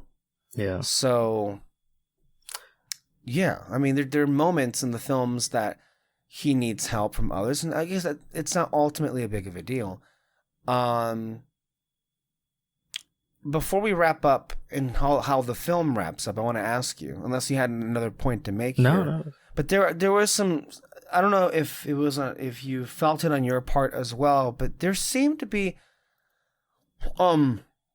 just a lot of sloppiness going on in the periphery of the events of this film that just kind of either end up getting resolved or ultimately they don't matter, but they're just kind of not handled all that well and kind of just seemingly get dropped or we just move on from things like, well, Indy gets framed for murder, he's wanted, and then that supposedly is done and over with.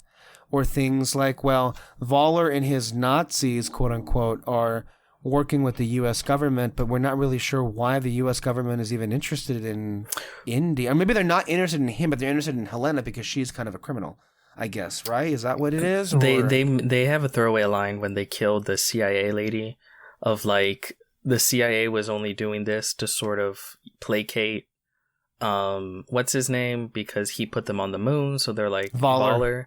So it's like he kind of had this request and they're like, well, he's the guy that got us to the moon, so it's like, okay.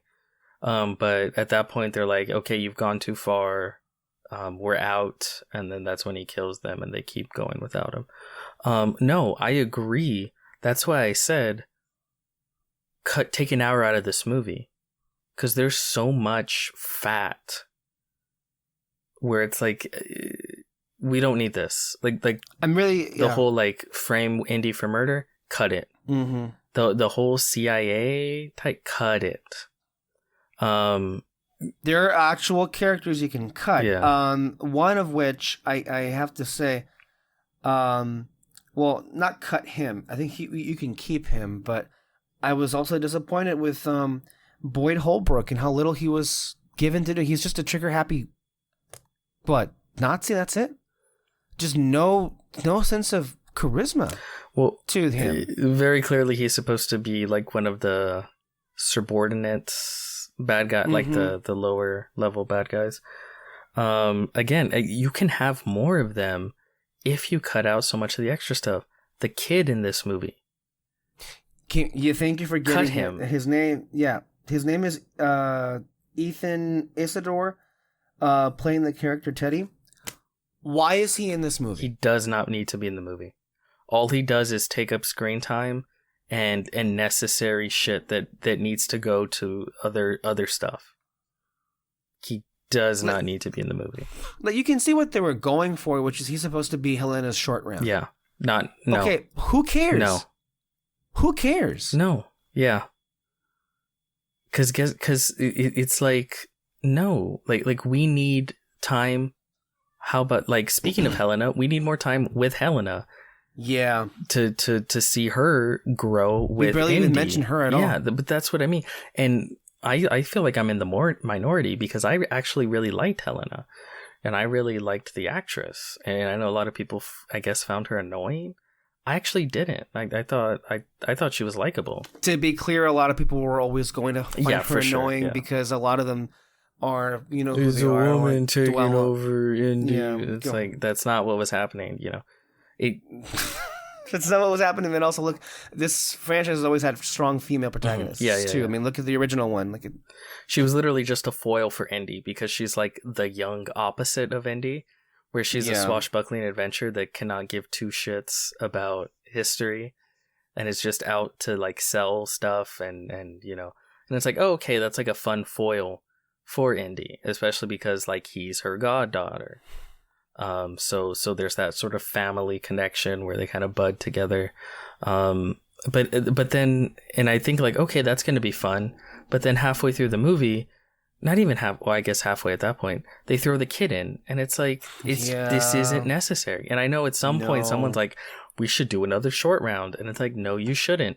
The reason short round was there was because you had, that was a much more streamlined movie, right? Like you had, there was just less going on, and the characters, you had short round and what's her name? Willie Scott. Yeah, Willie Scott. Whereas here, you have you're juggling a lot more.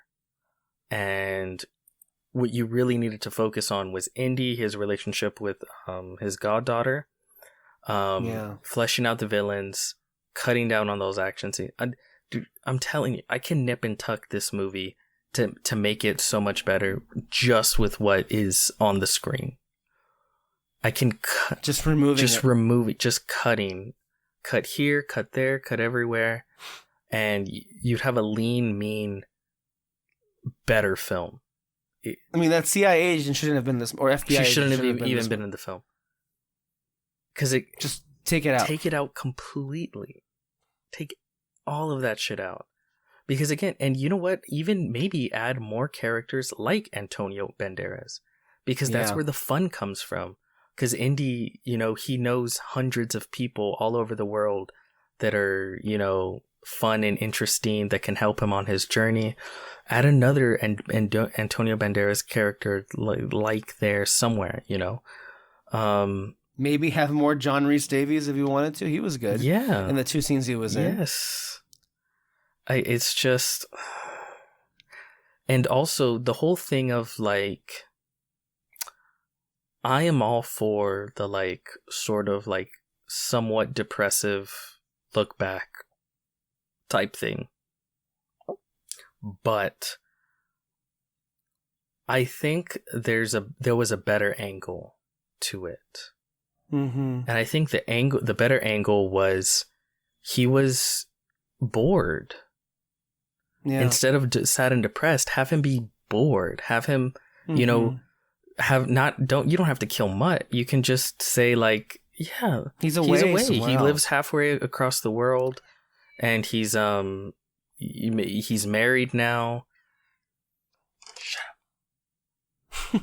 He's crying. he's married now, and like, they send postcards to each other, but he's just kind of retired, and he's with his wife, and he's an adventurer. So like, just sitting down and watching TV every day and having the world change around him so fast, like he feels kind of lost, and then this adventure just sort of rejuvenates him in a way that he'd been looking for, right? I think just having it that way, making it more simple, and that instead of the more depressing route, just because it's not that it's bad, it's just kind of like you didn't need to do that. Also, you kind of repeat a few beats you've already hit with Kingdom of the Crystal Skull, which is him getting back together with Marion.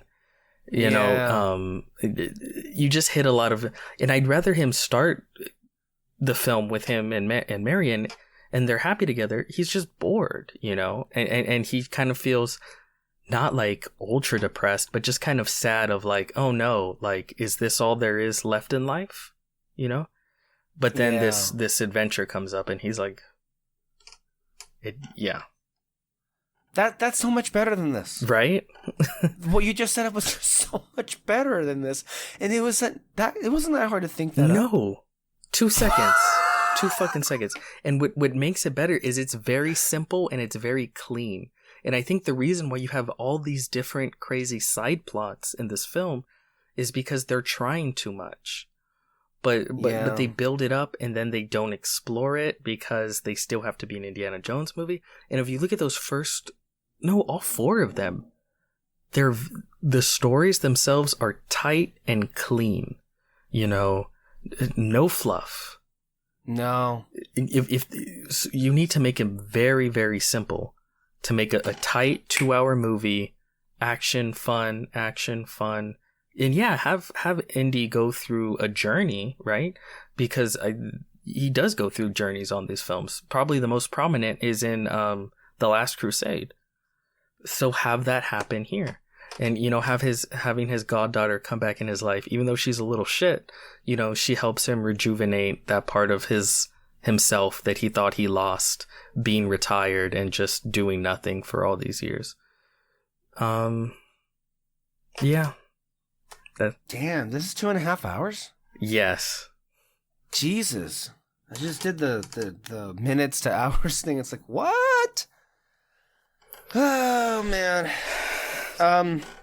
For unnecessary as it was, I will say, though, I think that my favorite scenes in the film, my 3 favorite scenes in the film, really just have to do with the delivery of the actors. Honestly, which was when Sala drops Indy off at the airport. That whole thing about him missing, the good old days, that hit home. At least that the emotion resonated, I should say. And I think those were great lines. He's like, I miss the desert, and he's an amazing actor, so he sells it so well. I miss the sea. I miss waking up and wondering what new adventure the day will bring. And it's like, oh, that's perfect, right? But again, that's why it was in the trailer, because it was so good. Yeah. That line. But again, to me, that fits in perfectly with this idea of like, Indy's bored. He's sad that life kind of, even though he's happy, there's no more adventure left in it for him. And this this movie would be like, no, like, there's still adventure in it for you, and that's why you could have ended the movie with him going off on another adventure. Even though this is the last movie, it's like, no, his life's, even though he's old, his life keeps moving, and maybe he brings Marion this time, and it's him and Marion and his goddaughter, and they're like, oh, we just found this treasure map, and he's like, right. And then, it ends with him walking out the door, but then he reaches back in and grabs the hat off the rack and like, almost forgot. Credits. Mm-hmm. The other 2 sequences that I was referring to are, I think it was on the boat, when I want to say that Indy talks about, Helena asks Indy about what he would change if he could use the power of the dial, and him saying that he would bring his son back by telling him he would die if he goes to war. That moment Harrison Ford, I mean, if there's anything this film hasn't like it doesn't, let's just say if anyone in this film hasn't lost it, it's certainly not Harrison Ford.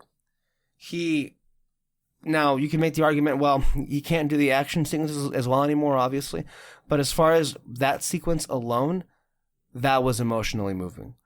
Yeah. And then the very end, the reunion with him and Marion, and then the I guess the recontext, or they're taking a little bit of a spin on the where does it hurt? Yeah. That was the same thing from the first film, but in a more kind of somber and tragic way. Yeah, and then it just kind of ends there.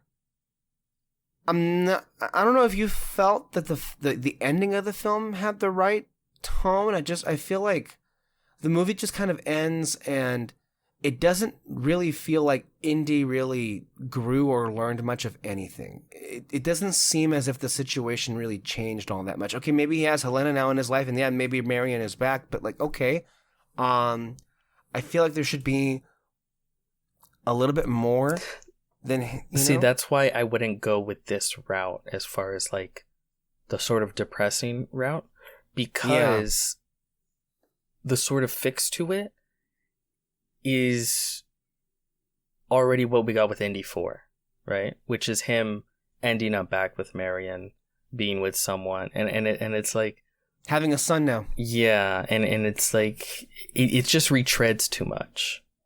Yeah. Whereas if you focus more on him just, being bored and the sadness that comes with feeling like there's no adventure left in life, by the end of it, that's that turn of him going like, no, I still got that dog in me, One wonders, though, at some point there was a version of this film that included Mutt in the place of Helena, if not for the Shia LaBeouf's image having been taken a couple of hits in the subsequent years. I'm sure. I'm sure there was so many different versions of what this movie could have been. Yeah. At the end of the day, though, I feel like not only does this film become yet another disappointing blockbuster, but because it happens to have the name Indiana Jones, you can almost even say it is just, in one way it would be memorable is how unmemorable blockbuster filmmaking has become. And I really just, I don't look at this as an Indiana Jones film. I feel like, to me, it's the 4 movies and that's it for me. I really have no drive to really ever visit this again. Yeah, I mean, and that's insane, right? For an Indiana Jones film. Yeah. After I saw it, the thought of seeing it again, I was just like, don't care to. Which I think is all you need to say as far as how you feel about the film. For an Indiana Jones film, insane to me. I'd watch this again over The Flash. Gun to my head. That's what. but see, that's what I mean. It's like, yeah, that means absolutely nothing, because this is supposed to be the greatest action adventure franchise of all time, and this is what it's been reduced to. Anything less than, oh, it was amazing, to me, it's just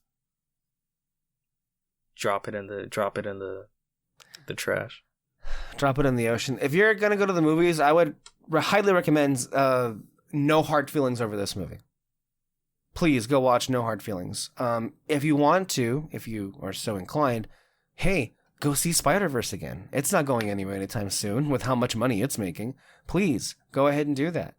But yeah, this is just gonna get lost in the shuffle. And I don't know if you noticed Randolph's review of it, but like, apparently there is a similar story in the upcoming Mission Impossible film with Tom Cruise's character Ethan Hunt. I have no idea.